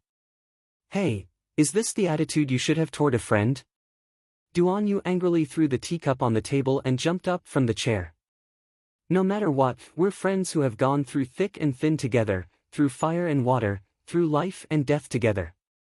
"I don't have any friends." Xiao Mu frowned and looked at him strangely.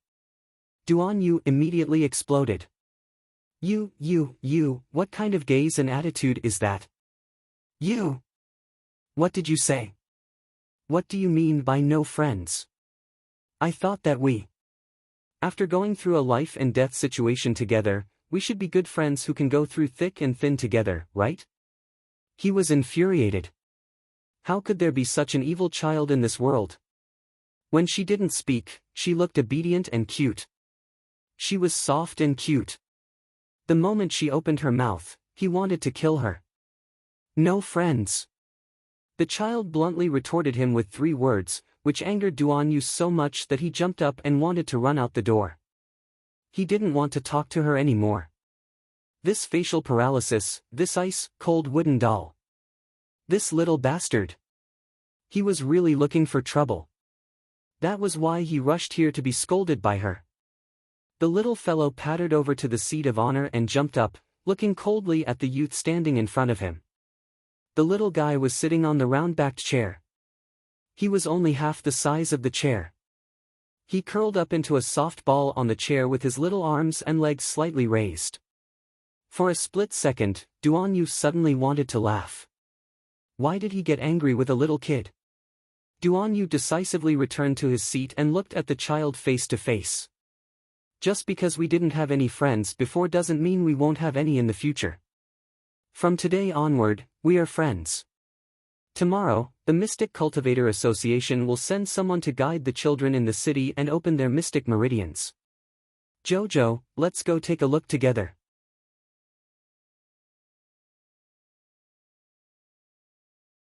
Chapter 164. Not interested. The child's words were like a boulder that forcefully suppressed Duan Yu's enthusiasm. How could there be such a heartless and emotionless child in this world? Normally, when a child heard someone's invitation to go out and play, wouldn't they happily agree to it? What kind of mutant was this child? How could she be so loathsome? Jojo. Second Uncle Qiao suddenly walked in excitedly. Didn't this little brother say earlier that an instructor from the Mystic Cultivator Association will come tomorrow to guide the children in the city to open their mystic meridians? Arbor glanced at Xiao Hu, who was hiding behind Second Uncle. That child's round head was lowered and he kept rubbing the corner of his clothes, looking uneasy. Yes. Arbor jumped down from the chair and pattered to Xiao Hu's side. She grabbed his hand. Brother Xiao Hu, I'll accompany you to find an instructor to open your mystic meridians tomorrow. Don't worry, it doesn't matter if you succeed or not. We're just going to try, so don't put too much pressure on yourself. Xiao Hu looked up at Arbor pitifully. Sister, I've already tried for 3 years, but I haven't succeeded in opening my mystic meridians. What's wrong with that? Some people try 8 to 10 times in a row before succeeding. You've only tried 3 times, so it's nothing. Maybe we'll succeed this time. Arbor comforted Xiao Hu by patting his shoulder. Really? Xiao Hu's eyes brightened. Duan Yu looked at the child with a stifled expression. Why was she so cold and heartless when he spoke to her? It was as if she kept him at arm's length. However, the child even learned how to comfort that thick-headed brat. Then I'll come pick you up tomorrow morning. Seeing that the child was about to turn around and refuse, Duan Yu quickly said, I can take you through a special passage. There's no need to line up.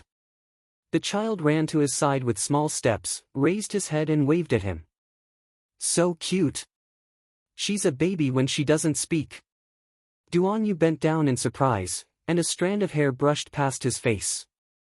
What do you want to say to me? Slap. A talisman was slapped on the youth's forehead. Sleep. Second Uncle Qiao, Duan Yu, Xiao Hu said, Sister, you're amazing. This is the demon suppression talisman, isn't it? Naughty child. You're thinking too much, okay? Those who go around with fake talismans and say that there are demons causing trouble in your house are all fake Taoist priests who cheat you of your money. You're the demon, your whole family are monsters. The youth's breath was stuck in his chest. After a long while, the young man stretched out 2 fair fingers and tore off the talisman that was floating on his forehead. Facing the child's bright and watery eyes, the youth was speechless for a moment. This is a new toy for children? Darling Chow sighed and crossed the tall threshold with her hands behind her back like an old man. As she walked, she muttered to herself, I didn't expect that such a weakling would have a higher cultivation than me. How helpless. Any random cat or dog was more powerful than her. It was all the little tree's fault for always fighting with her. Capital. Origin. Arbor looked up at the sky. If the opponent was one rank higher than her, they would be immune to the sleeping talisman's effects. Duan Yu stiffly stood behind the threshold and stretched out his hand to call back that strange child. Come back and tell me, who's the weakling? Early the next morning after Arbor freshened up, she headed straight for the entrance. As expected, Duan Yu was waiting outside the Chow estate. When he saw her step out, he cheerfully greeted her, Jojo, good morning.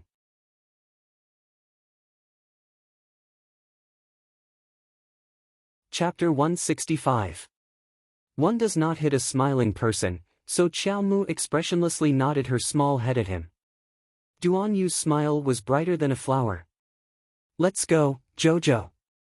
Get on the carriage. Today, not only did the Mystic Cultivator Association send people, but the three sects also sent people. Arbor got on the carriage with a taut face and waited solemnly. Xiao Hu anxiously glanced at his sister, but when he saw that she had no intention of speaking, he also shut his mouth. The carriage started rolling and headed toward the western part of the city where the crowd was gathered. Many city citizens had gathered at the plaza on the western part of the city early in the morning after hearing the news. They lined up with their families and inquired about the news with each other. They never dreamed that the Mystic Cultivator Association would come today to try to activate the children's mystic meridians. If their children could successfully activate their mystic meridians and become mystic cultivators, they would definitely be able to change their current impoverished situation. They would no longer need to live in this tiny shanty town in the western part of the city. Life in the shanty town was difficult and resources were scarce, so theft and robbery often occurred. Whoever had the biggest fist was the law. 2 days ago, a young couple was unlucky enough to be robbed when they entered the shanty town. The only food they had in their bags was also plundered. Now, their lives were extremely miserable and they had to beg everywhere for a living. The chaotic western part of the city originally housed many people from other villages and towns. Because the Mystic Cultivator Association had set this place as the location for the children's test, the city lord sent people to chase away the refugees on the square and clean it up before the sun even rose. Hence, when Arbor's carriage arrived, the road was basically unobstructed. As the carriage rolled past the main street plaza, Xiao Hu lifted the curtain to take a look. The western part of the city isn't as chaotic as imagined. It's just a little tidying up because there are guests. Arbor didn't need to look to know what kind of scene this place usually was. Earlier, at Shizhou City's city gate. When the young couple refused to hand over their resources and came to live in the shantytown for free with a low-class sign, Mr. Zhang's meaningful gaze made it clear to Arbor that life in the shantytown might not be easy. In this kind of place where the strong preyed on the weak, a young couple with food would be robbed in a matter of minutes. Therefore, even if they didn't hand over their supplies, they wouldn't be able to keep their belongings. If they had handed it over at that time, they might have been able to exchange it for an ordinary residence in the north or south of the city. What the couple did was absolutely stupid, but Mr. Zhang had no obligation to remind them. Arbor walked down from the carriage, and immediately countless gazes gathered on her. The child wore a moon-white shirt, and his stoic face was expressionless. Although she didn't have any accessories on her body, she still gave people an indescribable feeling of nobility. Yo, Xiao Hu, you've come to trigger your meridians again. As expected, you come every year without fail. Unfortunately, it's not of much use. My mother said that you're a good-for-nothing and that you'll never become a mystic cultivator in this lifetime. A child's voice rudely entered Arbor's ears, causing her to involuntarily knit her brows. Arbor's cold gaze shot over and saw that it was an 8 or 9-year-old child. He wore a white robe in the style of the Daybreak sect, and the unique circular emblem of the Daybreak sect was embroidered on his chest. Who are you? Arbor felt that the little boy in front of him was somewhat familiar. Younger sister, He's second aunt's son, Xiao Kong. Second aunt? Arbor's, I don't know, expression made Xiao Tsong's heart burn with anger. Are you an idiot? Xiao Tsong pointed at Arbor and cursed, you don't even recognize your second aunt, my mother?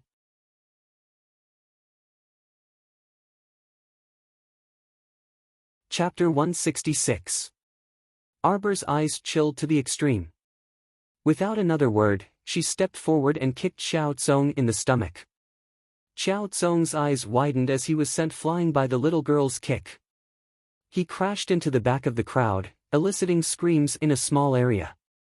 Duan Yu followed behind her, but he simply couldn't stop her. He angrily flung his sleeves. Why did Daybreak Sect only accept idiots with bad brains? Why did they provoke the little girl when they didn't have the ability? If this wasn't seeking death, then what was? Wah! Xiao Tsong, who was sent flying, felt a terrible pain in his stomach, and he opened his mouth wide to cry. Son! A middle-aged woman darted out of the crowd and rushed toward Xiao Kong. Arbor glanced at the woman and pondered for a moment before recalling this second aunt. Wasn't she Madame Nei, who once came to steal her supplies? So it was this outrageous second aunt. Xiao Ying-chun followed behind Madame Nei and coyly jogged over. When she looked up and saw Arbor, her eyes widened. Mom, it's her. That little bitch who stole our clothes and jewelry is here. Hurry and teach her a lesson. You scoundrel. Madame Nei turned to point at Arbor and angrily rebuked, you still dare to appear in front of us? Where's your mom? Tell Wei Ziqin to come out. I want to have a good talk with her. Do you know how to teach your daughter? What kind of thing have you raised? Stealing things and hitting her older brother without any etiquette or rules. Truly a little bastard. With a dark expression, Arbor took out an identity tablet with a flip of his hand and flashed it at the dumbfounded guards of the city lord's estate. Capture her. The words superior were carved on the back of the tablet. This was a pampered guest from the city center. The guards' expressions turned solemn, and they immediately rushed toward the jabbering Madame Nei. They grabbed her arms behind her back and shoved her in front of Arbor. Slap her until I'm satisfied, Arbor coldly ordered, his soft childish voice devoid of any emotion. A guard slapped Madame Nei's face. Slap! For a moment, the square was silent. Even the three mentors of the Mystic Cultivator Association who were sitting in front of the long table and giving guidance tests to the children in line stood up and looked at the commotion with confusion. Paw! Slap! She slapped Madame Li's face repeatedly. Madame Li's hands were clamped behind her back. At first, she could still struggle and curse at Arbor. After a dozen or so slaps, his cheeks began to feel numb, and he couldn't even open his mouth. Xiao Tsong was furious. A layer of mystic energy covered his fist as he angrily flew towards Arbor and swung his fist at her face. Slut! Go to hell! You overestimate yourself. Xiao Mu gripped his fist with a backhand. Xiao Tsong widened his eyes in shock. He knew very well how fast he had rushed over, but that little girl, who was 2 years younger than him, had actually grabbed his fist in an instant. What's so great about being a mystic? Could a mystic cultivator disregard other people's life and death? A level 1 mystic cultivator's eyes were as high as the sky. You're a good-for-nothing through and through. The little girl's voice was monotonous, but everyone present could hear the chill in her voice. Crack! Ah! The pain from his wrist being broken made Xiao Tsong, this child, unable to resist opening his mouth and howling. Do mystic cultivators also know how to cry? The little girl's lips curled up mockingly. When she said this, she gave people a feeling of endless coldness.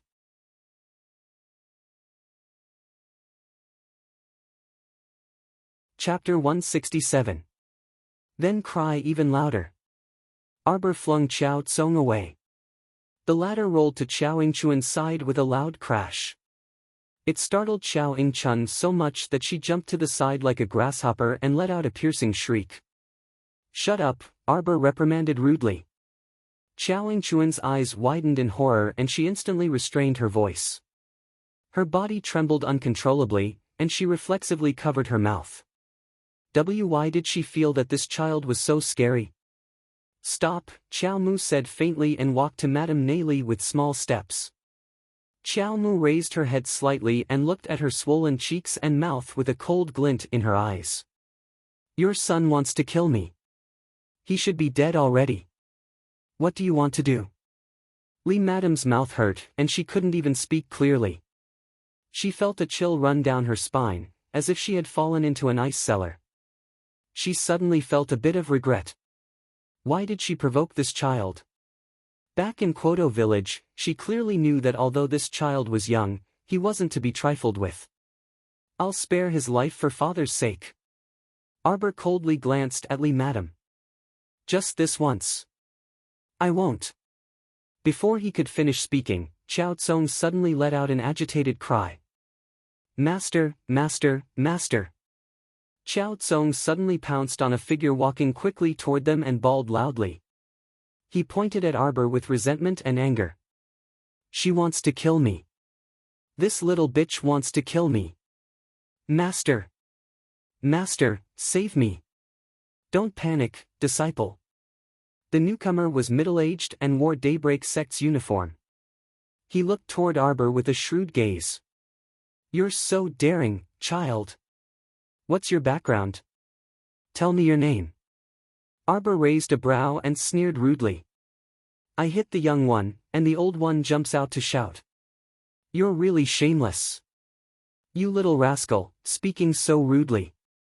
You really need someone to teach you a lesson, the middle-aged man said angrily with a dark expression. You want to teach me a lesson? Arbor expressionlessly swept a glance over his square face. His voice rose slightly with a hint of viciousness. You? Uncle Master Bai. You aren't her match, hurry and retreat. Duan Yu really wanted to kill these worrisome disciples. Did they think that he still had enough profound stones to pay those expensive ransoms when they were rushing to die in front of the little girl? Duan Yu, you are the disciple of our Daybreak Sect's sect master, the #1 person in the sect's younger generation. How can you stand by and do nothing when you see your little junior brother being humiliated? Uncle Master Bai turned his head and angrily rebuked Duan Yu with an "I'm very disappointed" expression. No, Uncle Master Bai, this matter. Don't talk too much. Little girl, let me have a taste of your strength. You have to know that there's always someone better than you. You'll suffer losses in the future if you don't know the immensity of the heavens and earth. Boom! Arbor landed a flying kick in front of Uncle Master Bai. Immediately, he stomped a pit on the ground, and cracks began to appear from the middle, spreading outwards like a spider web. Uncle Master Bai's pupils contracted. The strength of this kick was beyond his expectations. At the same time, it was also beyond everyone's expectations. It was the layman who watched the show, while the expert watched the knack. The three mentors from the Mystic Cultivator Association all sucked in a cold breath as they watched the rapidly moving little person in the field with bright eyes. After Arbor's flying kick, he didn't give Uncle Master Bai a chance to react. He had already leaped up and swiftly arrived in front of him.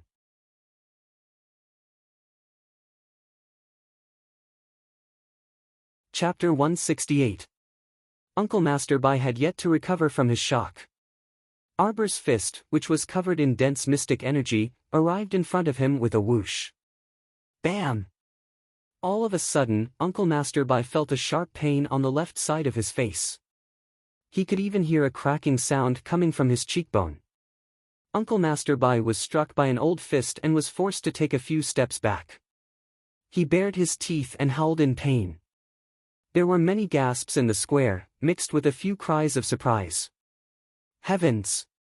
This child's seemingly delicate and light punch actually forced an Uncle Master from Daybreak Sect to retreat so many steps. The sharp-eyed spectators clearly saw Uncle Master Bai's left cheek swelling at a visible speed, turning into a big red bun. It was evident how powerful that punch was. Master! Xiao Tsong watched in shock as his master was defeated in disbelief. In his opinion, Master simply did not need to lift half a finger to easily crush a small bug like Xiaomu to death. However, the reality was so disappointing. Not to mention Xiao Tsong, even Uncle Master by himself found it unbelievable. He could only say sheepishly, "Damn girl, I was too careless just now, so you succeeded. Don't be too pleased with yourself." Before he could finish speaking, he heard high-pitched screams from the crowd behind him. What was going on? Uncle Masterby turned around and saw a small figure leaping high into the air. She was holding a pitch-black ferrule, which glowed with an inky light under the morning light. It was instantly eye-catching. The little girl was clearly in front of him just now, so when did she move behind him? Wasn't this speed a little too slap? The ferrule fell and ruthlessly smacked Uncle Masterby's head. Duan Yu, who was standing on the side with his hands clasped together, silently twitched his mouth.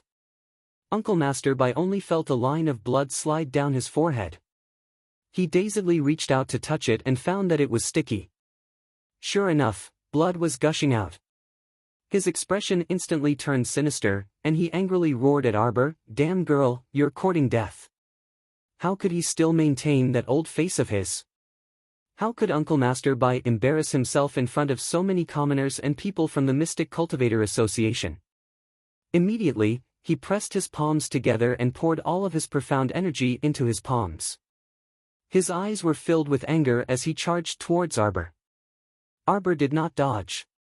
When he saw Uncle Masterby charging towards him with all his might, his eyes lit up. With a stomp on the ground, the little fellow's tiny body shot towards Uncle Masterby like an arrow released from a bow. Is this what you want? Instead of dodging, he faced the attack head-on. Everyone present held their breaths and stared at the two of them without blinking. Closer, closer, the distance was getting closer and closer. Uncle Masterby suddenly felt immense pressure. He slowed down his pace. On the other hand, the little girl did not hesitate at all. Like a waterfall, she charged straight towards Uncle Masterby. Xiao Tsong clenched his fists nervously, not realizing that his palms were covered in cold sweat. Whoosh! Uncle Masterby bellowed. A thick mystic light exploded from his palms and surged toward the little girl. In the blink of an eye, the little girl's entire body was covered in dense mystic energy. It was as if she was immersed in the mystic light as she charged straight into Uncle Masterby's mystic light. An earth-shattering boom erupted, shocking everyone in the plaza and causing them to retreat like a receding tide. I'll send the 2 chapters at 7:30 p.m. in advance today. Because the author is going to chop off his hands tonight, mwahahaha.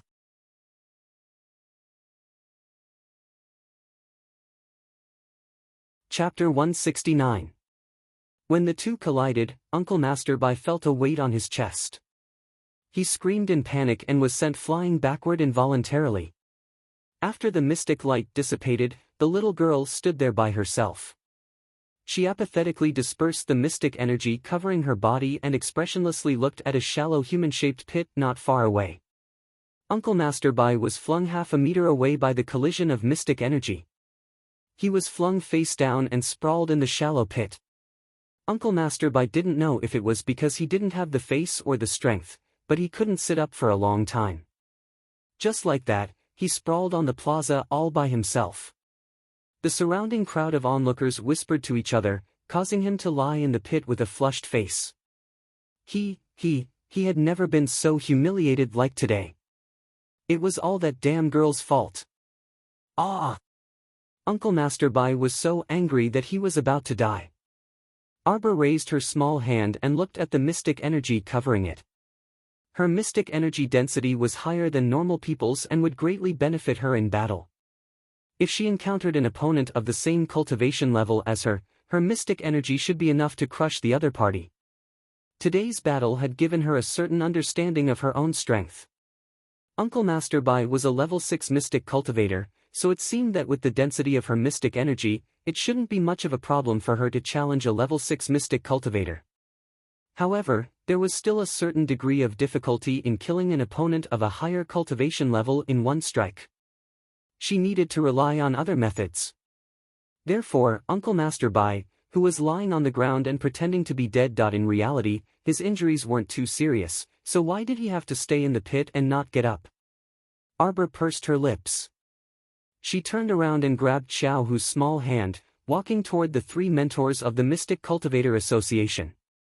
When the three mentors saw Arbor walking over, their cheeks flushed with excitement. Heavens! She was so young, but her strength was so valiant that she could defeat a level 6 Mystic Cultivator in minutes. The Mystic Cultivator Association must do their best to win her over. They absolutely couldn't let go of such a genius. Suddenly, Uncle Master Bai, who was sprawled on the ground, moved his fingers and flipped over. He looked at the back of the little girl who had humiliated him with a gloomy expression. Lying on the ground, he flicked something in the direction of Arbor. Bang! Before the item could even touch the corner of Arbor's clothes, it was swept away by a wave of energy. The pink sleeves rolled up, and the item that Uncle Master Bai had flicked gently landed on the fair hand that had emerged from the sleeves. The woman's extremely languid voice floated up in the plaza. Why are the people of Daybreak sect becoming more and more incompetent? Throwing a level 5 profound energy bead at a little fellow's back, he's really shameless. Uncle Master Bai propped himself up and stood up. His expression was extremely unpleasant. This mystic energy bead was a rare treasure in his possession. As the name implied, a level 5 profound energy bead was a bead condensed by a level 5 mystic cultivator. Once mystic energy was injected into it and flung out, it would instantly detonate the mystic energy inside. In Uncle Master Bai's eyes, Xiao Mu, who had just dealt with his attack, was definitely an arrow at the end of its flight. It was impossible for her to dodge this level 5 profound energy bead's attack. However, his scheme was ruined by this damn woman before he could execute it. Uncle Master Bai looked like he was about to vomit blood. Murong Sun, you really like to meddle in other people's business. TSK, the woman named Murong Sun floated to the ground and immediately crouched next to Arbor. She extended 2 fingers and pinched the little fellow's icy poker face without any explanation.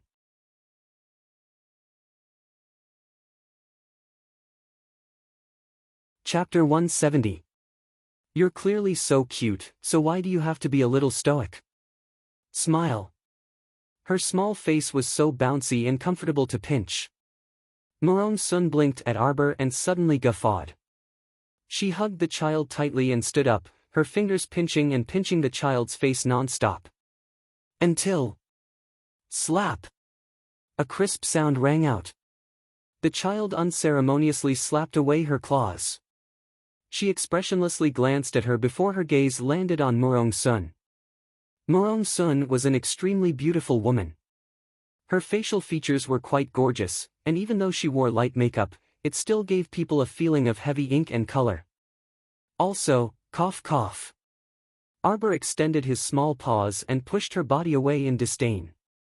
Why did he have to bury her small face in those magnificent breasts? She almost couldn't breathe. Ugh. Murong Sun laughed heartily and patiently guided her. Little fellow, I think I like your looks very much and your aptitude is quite good. How about you join my holy water sect's first peak? Darling Xiao immediately shook her head so hard that her head was about to fall off. No, no, no. Don't be in such a hurry to refuse. Master's heart will ache. Darling Xiao, haha. The 3 mentors from the Mystic Cultivator Association hastily surrounded her. One of them impatiently snatched Darling Xiao from Murong Sun's hands and shouted, Mentor Murong, you're wrong. You're a mentor representing the Mystic Cultivator Association today, so how can you privately accept students?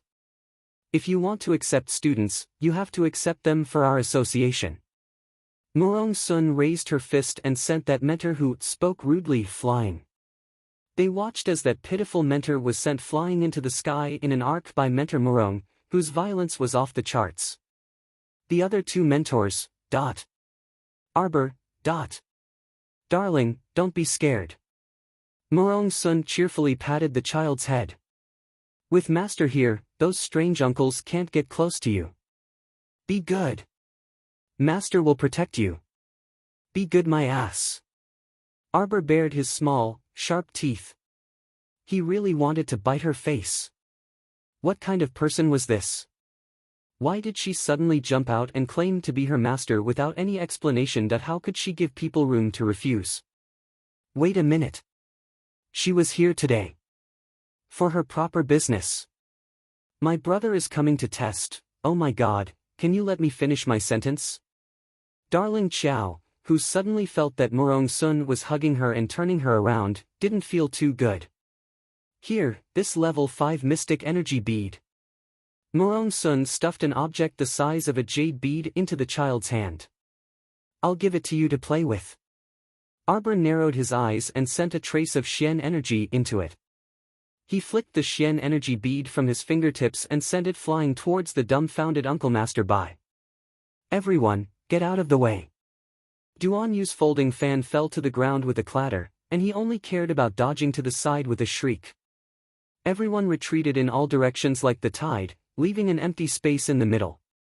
Only Uncle Master Bai stood there in a daze. Bang! The profound energy orb exploded on Uncle Master Bai's body. Following Murong Sun's wild laughter, her lithe figure abruptly rose into the air with darling Qiao in her arms. She narrowed her eyes and looked down at the chaos below her. That's right, that's right. You took your revenge on the spot. It's completely in line with Master's style. Ha ha ha ha ha. Murong Sun guffawed non-stop. Darling Qiao dumbly glanced at that fellow and lightly harumphed. In truth, she only wanted to test the power of this level 5 mystic energy bead.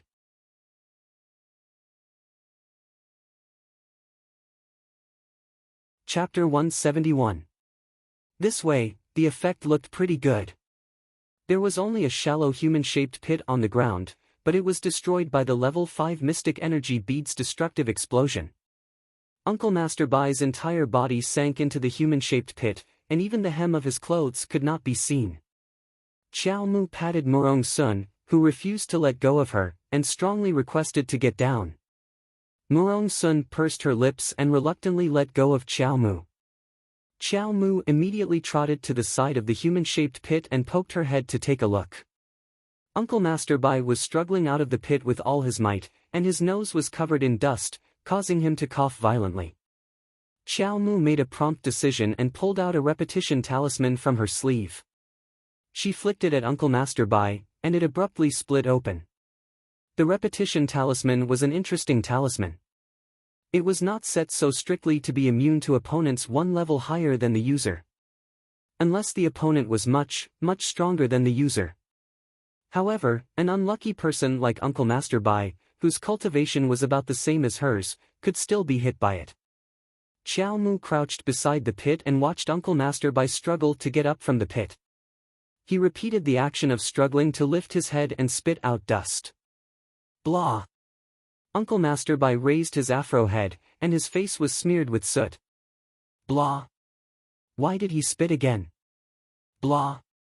Something was wrong. After spitting out dust 3 times in a row, Uncle Master Bai belatedly realized that he seemed to be freaking repeating this action. His expression turned into horror, but unfortunately, his actions were still repeating the same action.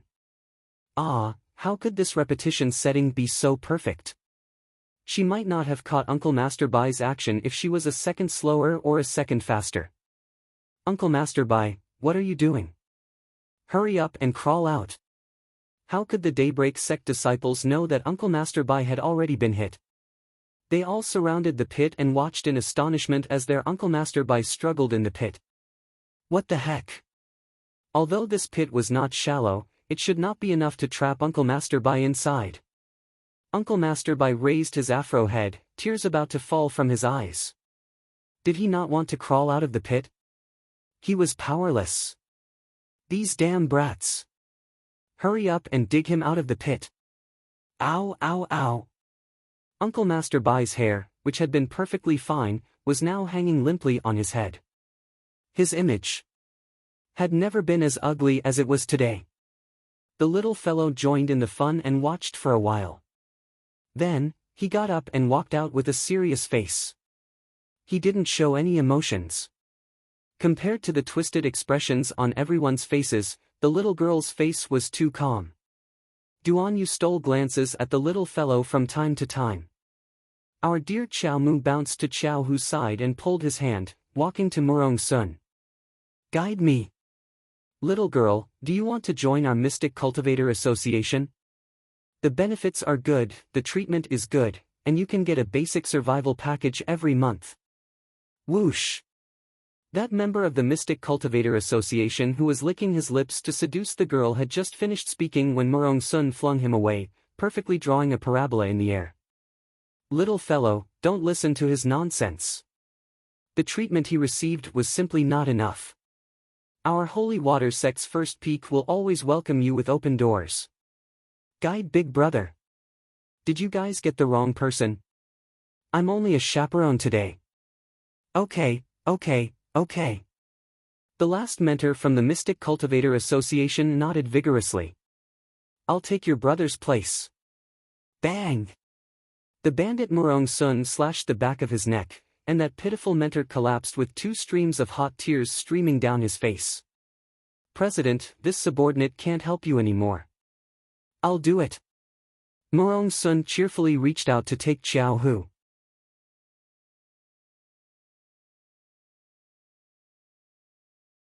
Chapter 172. Xiao Hu was a bit nervous and clenched his fists uneasily. Don't be nervous. Although Murong Sun looked unreliable, she was actually very experienced in guiding mentors. She had successfully guided more than 800 mystic cultivators, if not 1,000. Murong Sun sat there and put away a rare smile on her face, a bit of seriousness showing in her eyes. She gripped Xiao Hu's arm and a strand of mystic energy slowly seeped into Xiao Hu's wrist. Xiao Hu only felt a warm aura start circulating inside his body. It was very comfortable as it circled around him, and his nervousness slowly disappeared without a trace. He felt like he was soaking in a hot spring, and his warm body gradually relaxed. Xiao Hu opened his mouth slightly and closed his eyes with a silly smile. Xiao Tsong, who was standing at the edge of the pit, had his eyes fixed on the pit. When he saw this, a mocking smile appeared on his face once again. Little trash, you still want to become a mystic cultivator? You won't be able to in this lifetime. Xiao Tsong held his simply bandaged arm and harumphed while enduring the pain. His forehead was drenched in cold sweat. After that, he left the edge of the pit. He didn't want to take another look at his master who had embarrassed him. How useless! He couldn't even handle a 7-year-old child. He had actually worshipped such a useless master, and even his own face had been lost along with it. In the end, Uncle Master Bai was dragged out of the pit by 2 other Daybreak sect disciples. Why waste your energy and time on this little trash? Xiao Tsong crossed his arms and stood to the side. He did not dare to loudly rebuke in fear of being beaten up by Xiao Mu, so he only quietly grumbled. The mentor from the Mystic Cultivator Association, who was flung away by Murong Sun but ran back on his own, looked down at Xiao Tsong and frowned. He was so young, but his words were so harsh. It truly made people unable to have a good impression of him. Little brother, you're wrong to say that. The mentor looked up in Murong Sun's direction, faint admiration surfacing on her face. Although this mentor Murong was unreliable most of the time. However, Mentor Murong is a very powerful mentor. As long as a child is guided by her, no one will fail to trigger their mystic meridians. Instructor Murong is a spirit channeling instructor who has a 100% success rate in opening his profound meridians. Xiao Tsong's gaze froze as he secretly clenched his fists. No, that's impossible. In the entire Quoto village's Qiao clan, he was the only true genius who successfully triggered his mystic meridians at the age of 9. Afterward, he was chosen by Daybreak sect and was directly taken away to become Daybreak sect's disciple, bringing honor and glory to his family. That Xiao Hu, for 3 years in a row, had entered the city every year to find a guide to trigger his meridians, but not once had he succeeded. He was the joke of old Xiao's family. He was a good-for-nothing. Xiao Hu's hands suddenly emitted a faint luster, and the dignified child suddenly opened his eyes, which were filled with great surprise. It's a success. The other onlookers in the square all looked envious. Heavens, a 10-year-old mystic cultivator was born in front of them again.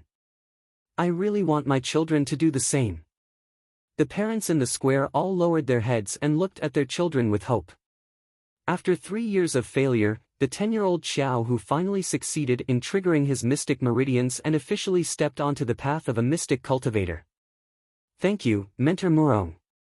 Xiao Hu turned around and respectfully bowed to Murong Sun with a humble smile on his face.